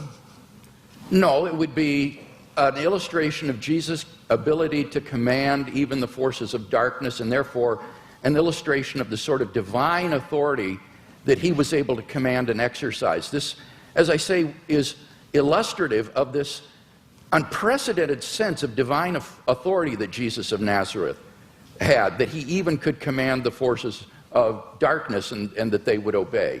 So whether you think he was a genuine exorcist or that he merely believed himself to be an exorcist, what is historically undeniable is that he had this radical sense of divine authority, which he expressed by miracle working and exorcisms. Right.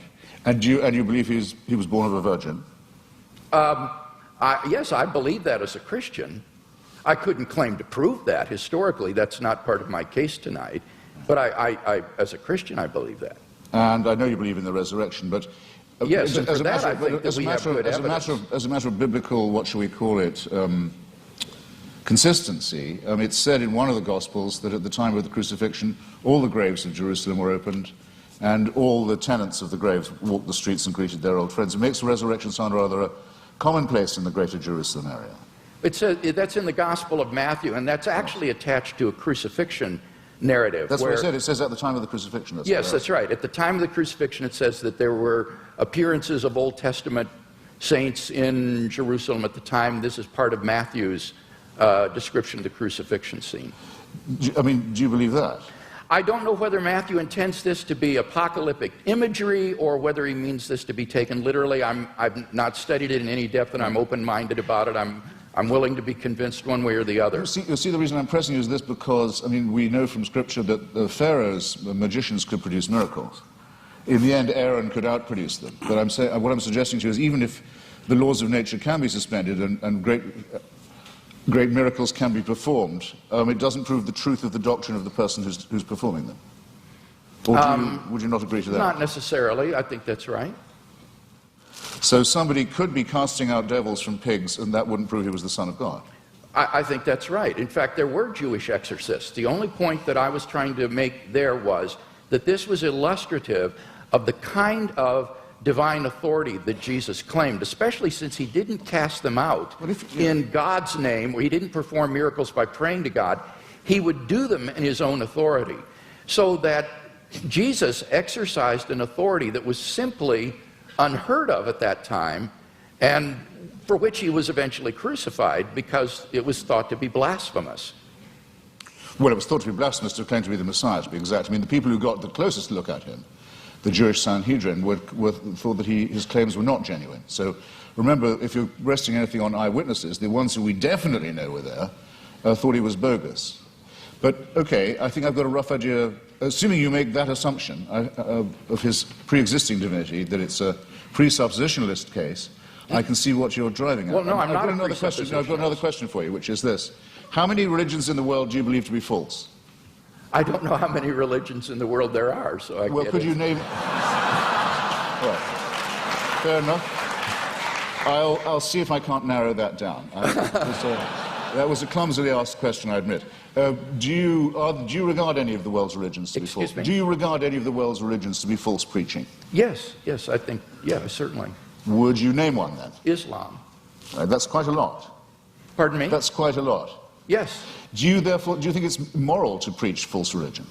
No. So religion is responsible for quite a lot of wickedness in the world right there. Certainly. Right. I'd be happy to concede that. I would agree with that. So if I was a baby being born in Saudi Arabia today, would you rather I was me or a Wahhabi Muslim? Would I be?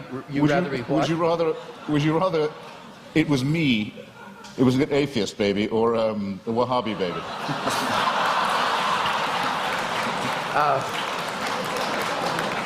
I don't have any preference as to whether you would. You don't. As bad as that. Okay.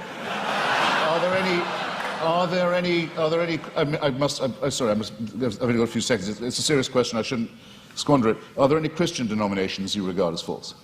Certainly. Could I know what they are? Well, I'm not a Calvinist, for example. I think that certain tenets of Reformed theology are incorrect. I would be more in the Wesleyan camp myself. But these are differences among brethren. These are not differences on which we need to put one another in some sort of a cage. So within the Christian camp, there's a large diversity of perspectives.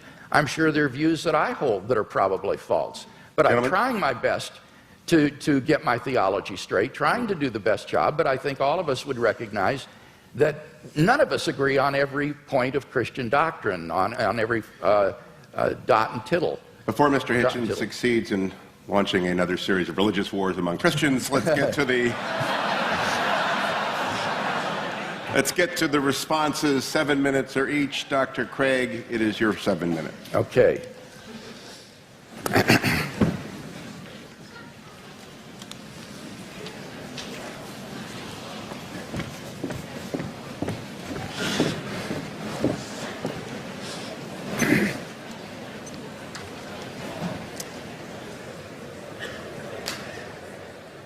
Well, I think it's very evident that in tonight's debate, we've not heard any good reasons to think that what is normally called atheism is true. That is to say, the belief that God does not exist. Mr. Hitchens withholds belief in God, but he's unable to give us any argument to think that God does not exist, which is what is called positive atheism. Now, he does mention that the human species has been here for 100,000 years, but I've already responded to that. What's crucial there is not the number of years, it's the population. And only 2% of the population of the earth has existed before Christ. And during that time, God is not indifferent to the lot of those people. Rather, he is preparing humanity, preparing the world for the advent of Christ so that in the fullness of time, Christ would come into the world. And those people who lived apart from Christ, God cared for them as well and provided for them. The Bible says, ever since the creation of the world, God's invisible nature, namely his eternal power and deity, has been clearly perceived in the things that have been made. Paul says that from one man, God made every nation of men, that they should inhabit the whole earth. And he determined the times set for them and the exact places that they should live. He did this so that men would seek him and perhaps reach out for him and find him, for he is not far from each one of us, For in him we live and move and have our being. So that those who lived before Christ were covered by the death of Christ, they were covered by his atoning sacrifice, and God will judge them on the basis of the information that they had in their response to general revelation. Similarly, for those who haven't heard of the gospel yet today, they will be judged on the basis of the information that they do have and how they respond to that.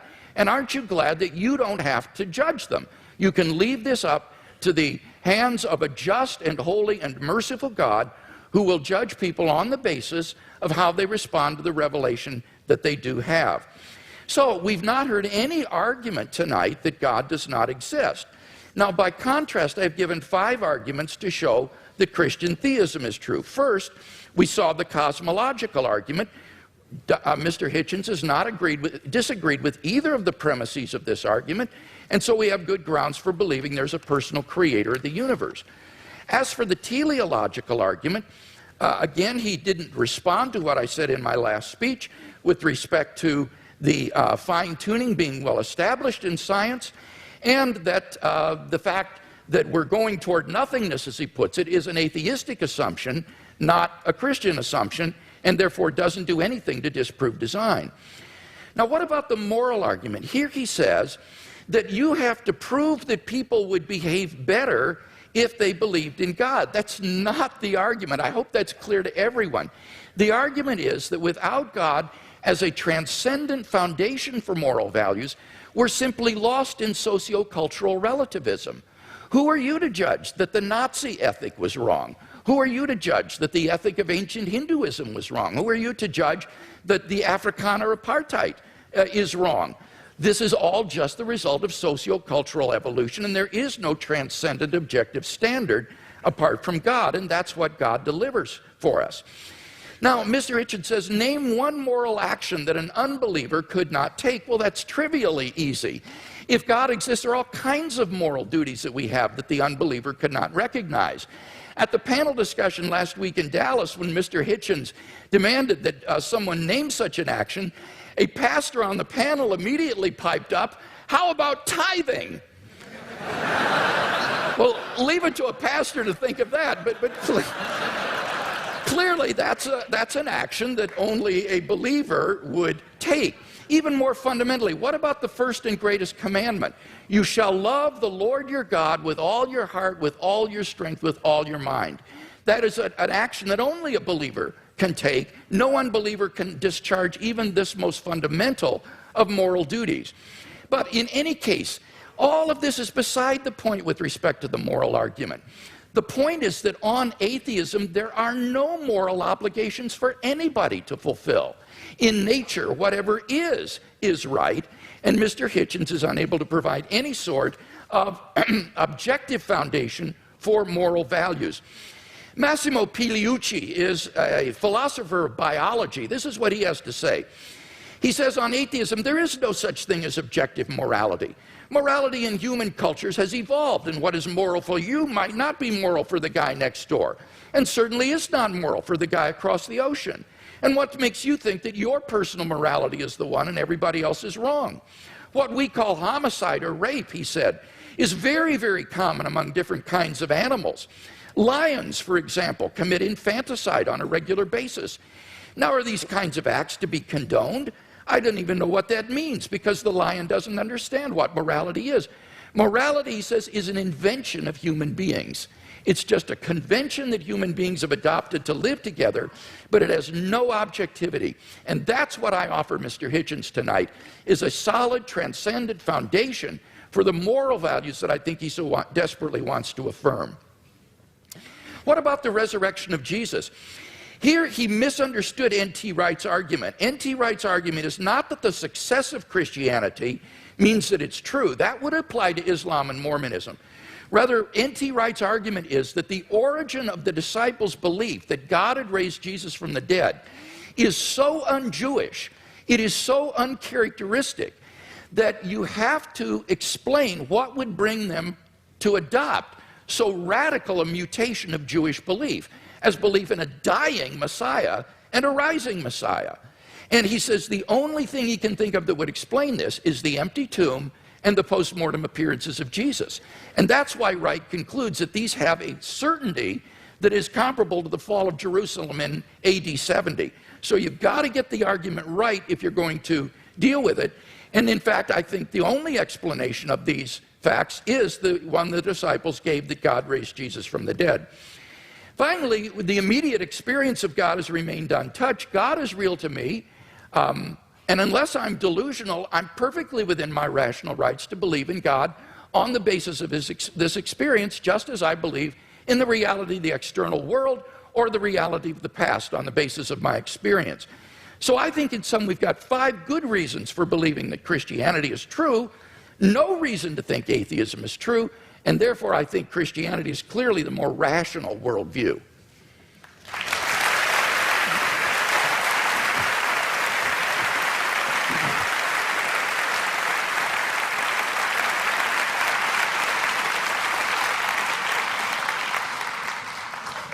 I think you'll correct me if I'm wrong, it's Tertullian, isn't it, who says something like, it's variously translated, credo quia absurdum, that the very improbability of the thing, the very unlikelihood of it, the unlikelihood that anyone would fabricate such a thing, for example, that a Jew could be brought to believe something so extraordinary, is testimony to its truth. I'm sure there can't be anyone who doesn't think that's a little too easy, a little too facile. I myself, for example, have followed the career of a woman known vulgarly in the media as Mother Teresa, an Albanian named Agnes Bojashu, a Catholic fanatic operating in the greater Calcutta area. And I watched every stage of her career as a candidate for, and then the recipient of, beatification and shortly canonization. The canonization will require, and as the Vatican demands, the attestation of a miracle performed by her posthumous intercession. And the miracle's already been announced. A woman in Bengal, fortunately already a devout Catholic, by pressing a medal of Mother Teresa to her stomach, made a tumor go away, or so she says. All the witnesses to this have since recanted. All the doctors have given a much better explanation of how she was cured, of the swelling and the growth and what the medicines were and so forth, but they're still stuck with it.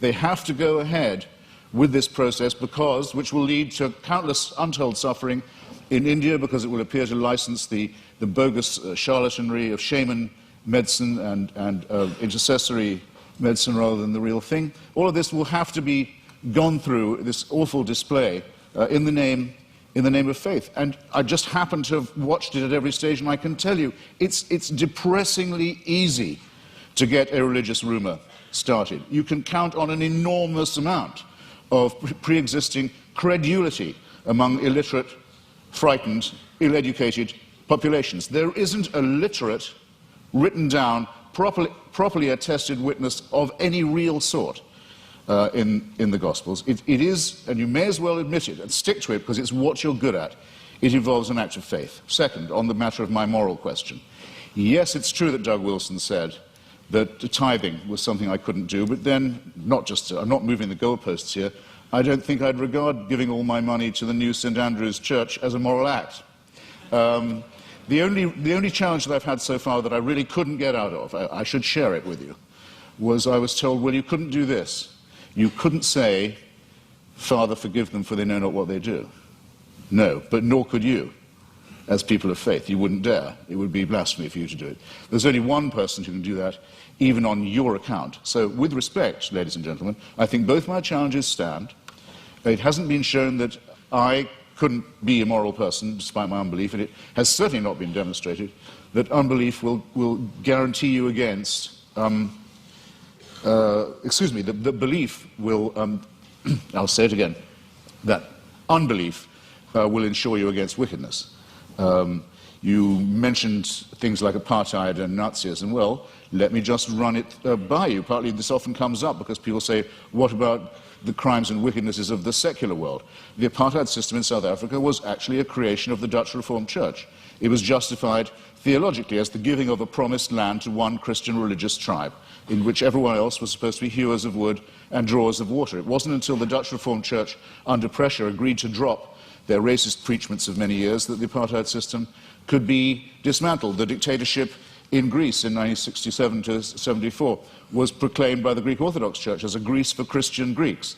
The Russian Orthodox Church at present, maybe this is one of the churches you don't recognize as Christian, I don't know, but it's currently become the bodyguard of the Vladimir Putin dictatorship in Russia. They are now producing, the Russian Orthodox Church, actual icons with halos around them of Joseph Stalin for distribution to extreme Russian nationalists and chauvinists for whom the church has become the spiritual sword and buckler. In Nazi Germany, prayers were said every year on the Führer's birthday by order of the churches for his survival and well-being. The first concordat signed by Hitler and by Mussolini in both cases was with the Vatican. If you take out the word fascist from any account of the 1920s and 30s, any reputable historical account, and you insert the words Christian right wing or actually Catholic right wing, you don't have to change a word of the rest of the sentence. And the third member of the Axis, the Japanese Empire, was led by someone who actually claimed he was himself a god, and to whom everyone in Japan was a serf, and had to admit his godhead and divinity. And it was said to all of them, where would we know without the emperor? How would we know what to do? How would we know what a right action was? Without him, there would be screwing in the streets. There would be chaos. No one would know their bearings. Without our God, we would be rudderless. Many Japanese people, in fact, it's pitiful to report, still actually believe that. Now, I want to say, in other words, that religion is the outcome of unresolved contradictions in the material world. That if you make the assumption that it's man-made, then very few things are mysterious to you. If you make the assumption that religion is man-made, then you would know why, it would be obvious to you why, there are so many religions. When you make the assumption that it's man-made, you will understand why it is that religion has been such a disappointment to our species, that despite innumerable revivals, innumerable attempts again to preach the truth, innumerable attempts to convert the heathen, innumerable attempts to send missionaries all around the world, that the same problems remain with us, that nothing is resolved by this, that if all religions died out, or all were admitted to be false, instead of, as all believers will tell you, only some of them are false. In other words, we're faced with the preposterous proposition that religion are either all of them true, or none of them true, or only one exclusive preachment is true. And none of these seem to me coherent, and all of these seem to be the outcome of a man-made cult. Assume that all of them were discredited at the same time, all of our problems would be exactly what they are now. How do we live with one another? Where indeed do morals and ethics come from? What are our duties to one another? How shall we build the just city? How shall we practice love? How shall we deal with the baser, what Darwin called the lowly stamp of our original origins, which comes not from a pact with the devil or an original sin, but from our evolution as well. All these questions, ladies and gentlemen, would remain exactly the same. Emancipate yourself from the idea of a celestial dictatorship, and you've taken the first step to becoming free. Thank you.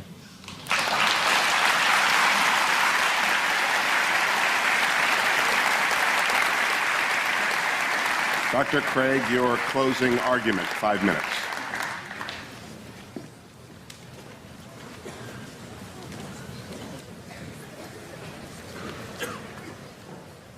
In my final speech, I'd like to try to draw together some of the threads of this debate and see if we can come to some conclusions. First, have we seen any good arguments tonight to think that God does not exist? No, I don't think we have. We've heard attacks upon religion, Christianity impugned, God impugned, Mother Teresa impugned, but we haven't heard any arguments that God does not exist. Mr. Hitchens seems to fail to recognize that atheism is itself a worldview, and it claims alone to be true, and all the other religions of the world false. It is no more tolerant than Christianity with respect to these other views. He asserts that he alone has the true worldview, atheism. The only problem is he doesn't have any arguments for this worldview. He just asserts it. So it seems to me that if you're going to have a worldview and champion it tonight, you've got to come to a debate prepared to give some arguments, and we haven't heard any. He did have an argument about evolution, but when I explained that, it actually turned out to be supportive of theism. Evolution actually provides evidence for the existence of a designer of the universe. So we've not heard any good arguments to think that atheism is true. Now, I presented 5 reasons to think that theism is true. And this is what God, or the God hypothesis, does give you. He asks, what does it give us? It explains a broad range of human experience, philosophical, ethical, scientific, historical, experiential. I find the attraction of the God hypothesis is that it is so powerful in making sense of the way the world is. For example, the God hypothesis explains the origin of the universe. Mr. Hitchens has completely dropped this point in tonight's debate when we saw that, in fact, scientific and philosophical evidence points to a beginning of the universe out of nothing, and therefore to a transcendent personal creator of the cosmos. The teleological argument, the fine-tuning that is established in the initial conditions of the universe, not to speak of in the biological complexity that then ensued. And again, Mr. Hitchens has dropped that in the course of the debate tonight. So we have a creator and an intelligent designer of the cosmos. Thirdly, the moral argument. We saw that without God, there are no objective moral values. And here Mr. Hitchens has consistently distorted the argument. He's portrayed the argument as, how would we know moral values if we didn't believe in God? We don't need to believe in a tyrant in order to find moral values. Unbelief doesn't produce wickedness. That is all irrelevant. The point is that there is no foundation on a naturalistic worldview for the moral values and duties that we both want to affirm. And he agrees with that. This is what he says, and I quote. He says, our innate predisposition to both good and wicked behavior is precisely what one would expect to find of a recently evolved species that is half a chromosome away from chimpanzees, primate, and elephant, and even pig societies show considerable evidence of care for others, parent-child bonding, solidarity in the face of danger, and so on. As Darwin put it, any animal whatever endowed with well-marked social instincts would inevitably acquire a moral sense or conscience as soon as its intellectual powers had become as well developed as in man. That is the sociobiological explanation of morality. The problem is that that moral sense that develops in pig societies, chimpanzees, baboons, and Homo sapiens is illusory on atheism, because there are no objective moral duties or values that we have to fulfill, and that's what the theist can offer Mr. Hitchens. And so I want to invite Mr. Hitchens to think about becoming a Christian tonight.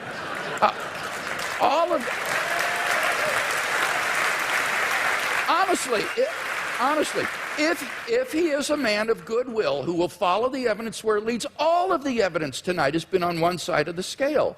And he wants to affirm objective moral values, so why not adopt theism? The resurrection of Jesus has gone unrefuted. The argument is not that it's too improbable to be false.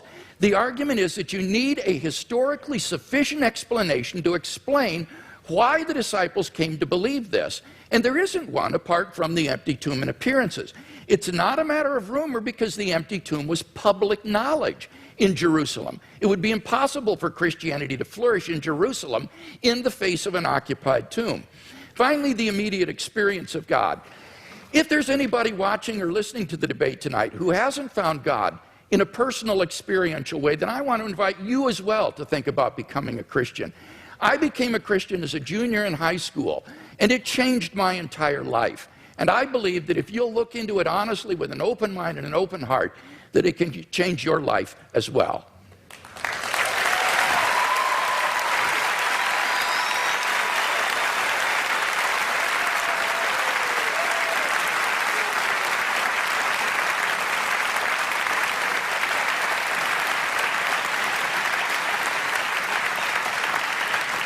Mr. Hitchens has yielded his time, and therefore we move to questions, and we are directing those questions to students tonight. I want to repeat something Dr. Hazen said: there are stupid questions. I want to add to it, we are uninterested in your opinions, only your questions matter to us. I don't know where the microphone is. Can we hear the first question? Each participant will answer every question. Dr. Craig, Mr. Hitchens, thank you so much. It's been great listening to you both. My question is for Mr. Hitchens. Mr. Hitchens, in your book, God is Not Great, you say that, quote, there are 4 irreducible objections to religious faith, end quote. The third being that religious faith, quote, is both the result and the cause of dangerous sexual repression, end quote. So here's my question for you. Is it good that the Bible prohibits humans from having sex with animals? Or is that an example of dangerous sexual repression?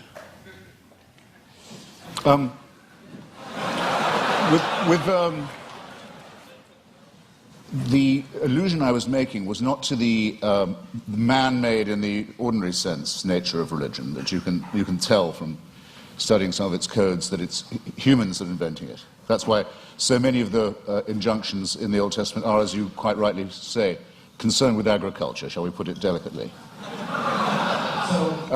But it's more that it's men-made, that it's designed to keep women in subordination.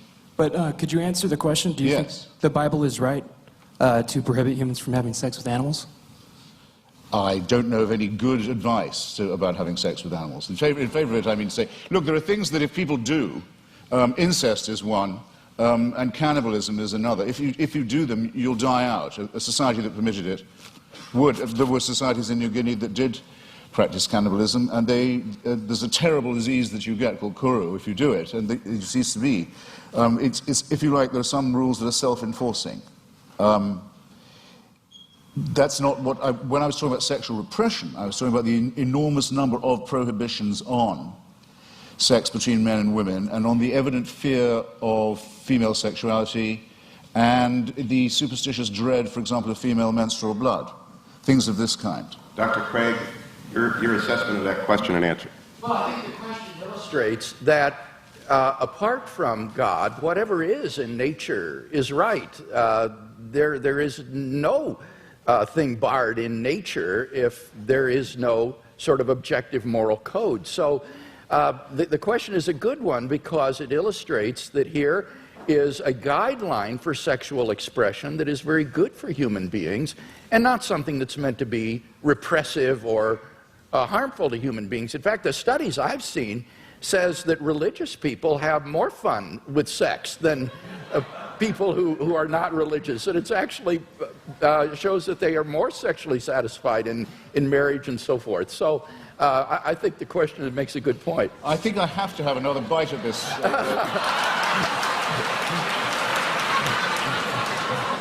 This tempting cherry. You see, if it's true that, as I think it is, that nature is pretty indifferent, pretty callous, pretty random, then who is the designer? But many people say concerning the ban on homosexuality, for example, in the Old Testament, they'll say, well, homosexuality is against God's law and it's against nature's law. Well, in that case, why does nature see to it that so many people are born homosexual? Or, if you want to rephrase it, why does God have so many of his children preferring sex with their own gender? It doesn't help. It doesn't, in clarifying and elucidating this, it doesn't help to assume a supernatural authority. Whereas, if you look at the reasons given by Maimonides and the other sages for the practice of circumcision, it is precisely to dull and to blunt the sensation of an organ which I don't think even, well, I'll leave it there. Our next question. It's explicitly designed, in other words, to reduce sexual pleasure, make it more of a painful duty than a celebration. Well, you asked for it. I don't want to misrepresent myself. I was a student here and graduated.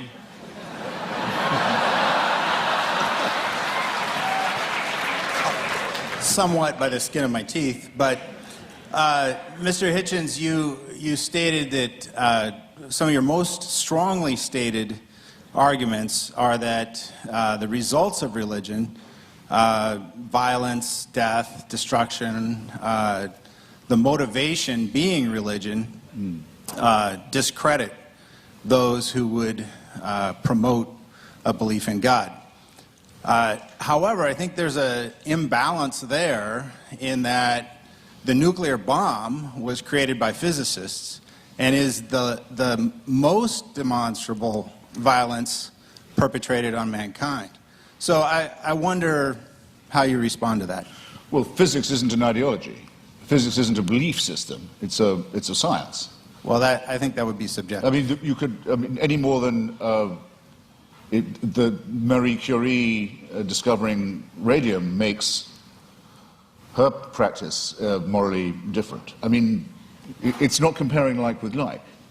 What I'm talking about are specific religious injunctions to do evil, to mutilate the genitalia of children, for example, to take the pastor, Douglas Wilson, who Dr. Craig was just mentioning, with whom I crossed swords several times this year, recently in Dallas. I happened to be mentioning to him about the commandment to exterminate the Amalekites in one of our debates, and he said that commandment is still valid. If there were any Amalekites, it would be his job to make sure that they were all put to the sword. And some of the virgins left over for slavery, purposes better imagined perhaps than described. I think this is a very serious problem. I'm not taking refuge in the commonplace that sometimes religious people behave badly, that would discredit religion. That would be a very soft option. I'm saying there are specific biblical, scriptural injunctions to do evil. Dr. Craig, in that regard, those who are announced atheists who have done evil in the world, particularly in the last 20th century, the Marxists, the Trotskyites, the Stalinists, have they done more damage in your view and more evil than the Christians? Well, this is a debate, Hugh, that I don't want to get into because I think it's irrelevant. I as a philosopher, and I mean this, am interested in the truth of these worldviews more than I'm interested in the social impact. And you cannot judge the truth of a worldview by its social impact. That's just irrelevant. Bertrand Russell, in his essay, Why I'm Not a Christian, understood this. Russell said, you cannot assess the truth of a worldview by seeing whether it's good for society or not. Now, the irony was, when Russell wrote that back in the 20s, he was trying to refute those who said that you should believe in Christianity because it's so socially beneficial to society. It was just the mirror image of Christopher Hitchens' argument, where saying you shouldn't believe in it because it's socially detrimental to human culture. But I think Russell's point cuts both ways because it's a valid point. You can't assess the truth of a worldview by arguing about its cultural and social impact. There are true ideas that may have had negative social impact, and therefore we have to deal with the truth of these, the arguments for and against them, and not get into arguments about has Marxism or Chinese communism been responsible for more deaths than theism in the 20th century. No, I completely concur with what you say there. I mean, I just wanted to say that I think that those commandments are injunctions to do evil, but I would much prefer to say that the tribe that thought it was hearing these instructions from God to kill all of its rivals, exterminate all its rivals for the Holy Land, might possibly have had, I think it's overwhelmingly probable it did have, a need to seek and claim divine approval for the war of greedy extermination, annexation, and racist conquest that it was going to undertake anyway. In other words, I don't think there was an authority issuing that commandment, whether it was morally good or otherwise, as a matter of truth. But I would add, and I think the concession is very well worth having, that there is absolutely no proof at all that Christianity makes people behave better. Now, wait a minute, I didn't concede that. What I said, I wasn't going to argue that because it's irrelevant, but by no means did I concede that. And I do appreciate as well the way you framed the issue about the Canaanites. I think you're quite right in saying that this is not an issue about whether or not God exists. Rather, this is a question about biblical inerrancy. Did these ancient Israelites get it right in thinking that God had commanded them to do these things, or did they, in their nationalistic fervor, think God is on our side and do something which, in fact, they weren't commanded to do by God? So that this isn't an issue between atheism and theism. This is an issue about biblical inspiration and inerrancy, and that's an important issue, but it's not one that is on the floor tonight. Our next student question. Hi, my question is mainly directed at Mr. Hitchens, but Christian theism, as with all theisms that claim a revelation, say that the of human existence is to serve God, and Dr. Craig might want to expound on that in some way.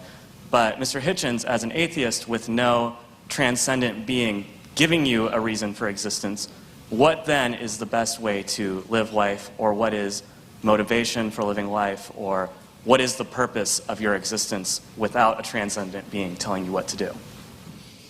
Well, I find it, you see, this is where I find it hard to accept the grammar of your question. It's as if I was only willing to concede supernatural, you want to say transcendent, I want to say supernatural, then my life would have purpose. I think that's a complete non sequitur.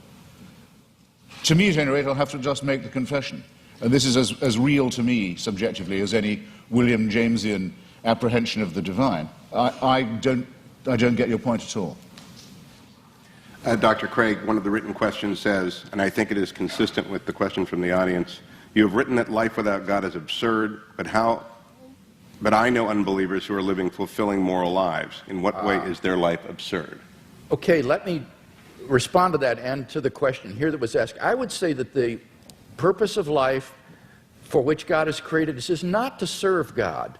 Remember, Jesus said, I have not called you servants, I have called you friends. And I think the Westminster Confession gets it right when it says the purpose of human existence is to glorify God and enjoy Him forever. God is the fulfillment of human existence. It is in fellowship eternally with God, the source of infinite goodness and love, that the true fulfillment of human existence and freedom is to be found. Now, when I say that apart from theism, life is meaningless, I mean objectively meaningless. This is the same distinction that we're talking about with regard to moral values. I'm saying that on atheism, there is no objective purpose for human existence. As Mr. Hitchens recognizes, eventually the universe will grow cold, dilute, dark, and dead as it runs down toward maximum entropy and heat death, and all human existence and life will be extinguished on an atheistic view of the future of the universe. There is no purpose for which the universe exists. The litter of a dead universe will just expand into the endless darkness forever, a universe in ruins. Now, of course, one can still live one's life as an illusion, thinking, well, the purpose of life is to, say, hit 40 home runs and steal 40 bases every year, you know, in the major leagues, and you draw the meaning of your existence from that. But that's not really the meaning of your existence. That's just a subjective illusion. In fact, your existence on atheism is objectively meaningless. So that's the distinction that I was making. Again, it's between objective and mere subjective illusion. Well, I think it has it exactly the wrong way around. You see, as I was beginning to say earlier, we didn't have time in the question period. I wouldn't say that atheism was morally inferior. I wouldn't concede that for a second. I don't want to make a claim for its superiority either, but there may be a slight edge here. We don't believe anything that could be called wishful. In other words, we don't particularly welcome the idea of the annihilation either of ourselves as individuals, the party will go on and will have left and we're not coming back, or of the entropic heat death of the universe. We don't like the idea, but there's a good deal of evidence to suggest that that is what's going to happen. And there's very, very little evidence to suggest that I'll see you all again in some theme park. One nice and one nasty experience. There's absolutely no evidence for that at all. So I'm willing to accept, on the evidence, conclusions that may be unwelcome to me. I'm sorry if I sound as if I'm spelling that out, but I will. Now, you want to know what makes my life meaningful? Generally speaking, it's been struggling myself to be free, and if I can say it without immodesty, Mr. Hewitt kindly said it for me, too flatteringly beforehand, but trying to help others to be free too. That's what's given a lot of meaning to my life and does still, the solidarity with those who want to be as free as I am, partly by luck and partly by my own efforts and the efforts of others. Well, one obstacle to liberty, and that's why I mentioned it, and gave so many examples of it in history and in the present day, is the poisonous role played by fellow primates of mine who think they can tell me what to do in the name of God because God's told them that they have this power. So that's one thing I'd like to be shot of right here in the here and now. And my suspicion is, if you really ask the religious, where do they want power, and what's the world they care about, the next one or this one, it'll be this one every time, because they too know perfectly well that this is the only life we've got. Yeah, I don't think that's true. It seems to me that on the basis of the resurrection of Jesus, that we have grounds for the hope of immortality. This is the foundation upon which the Christian hope is predicated. So again, it gets back to whether or not one has good grounds for thinking that Jesus was who he claimed to be and that God raised him from the dead. Because if he did, then there is hope of immortality. But then I return your question to me, I return it to you in a different form. If there's going to be a resurrection, an ingathering, if in the end all injustices will be cancelled, all tears dried, all the other promises kept, then why do you care what happens in this brief veil of tears? Why do the churches want power in the here and now? Why do they want to legislate for things like abortion or sexuality or morality? Why bother? I mean, isn't it just as much the case, as Dostoevsky says about atheism, that without God all things are possible, that with God all things are thinkable too? Not at all. As Dostoevsky said, if there is no immortality, all things are permitted, he said, because it all ends up the same, it all comes out in the wash the same. But if there is a God who exists, who loves human beings and has created them in his image and endowed them with intrinsic moral value and unalienable rights, then you have every reason to treasure other persons as ends in themselves.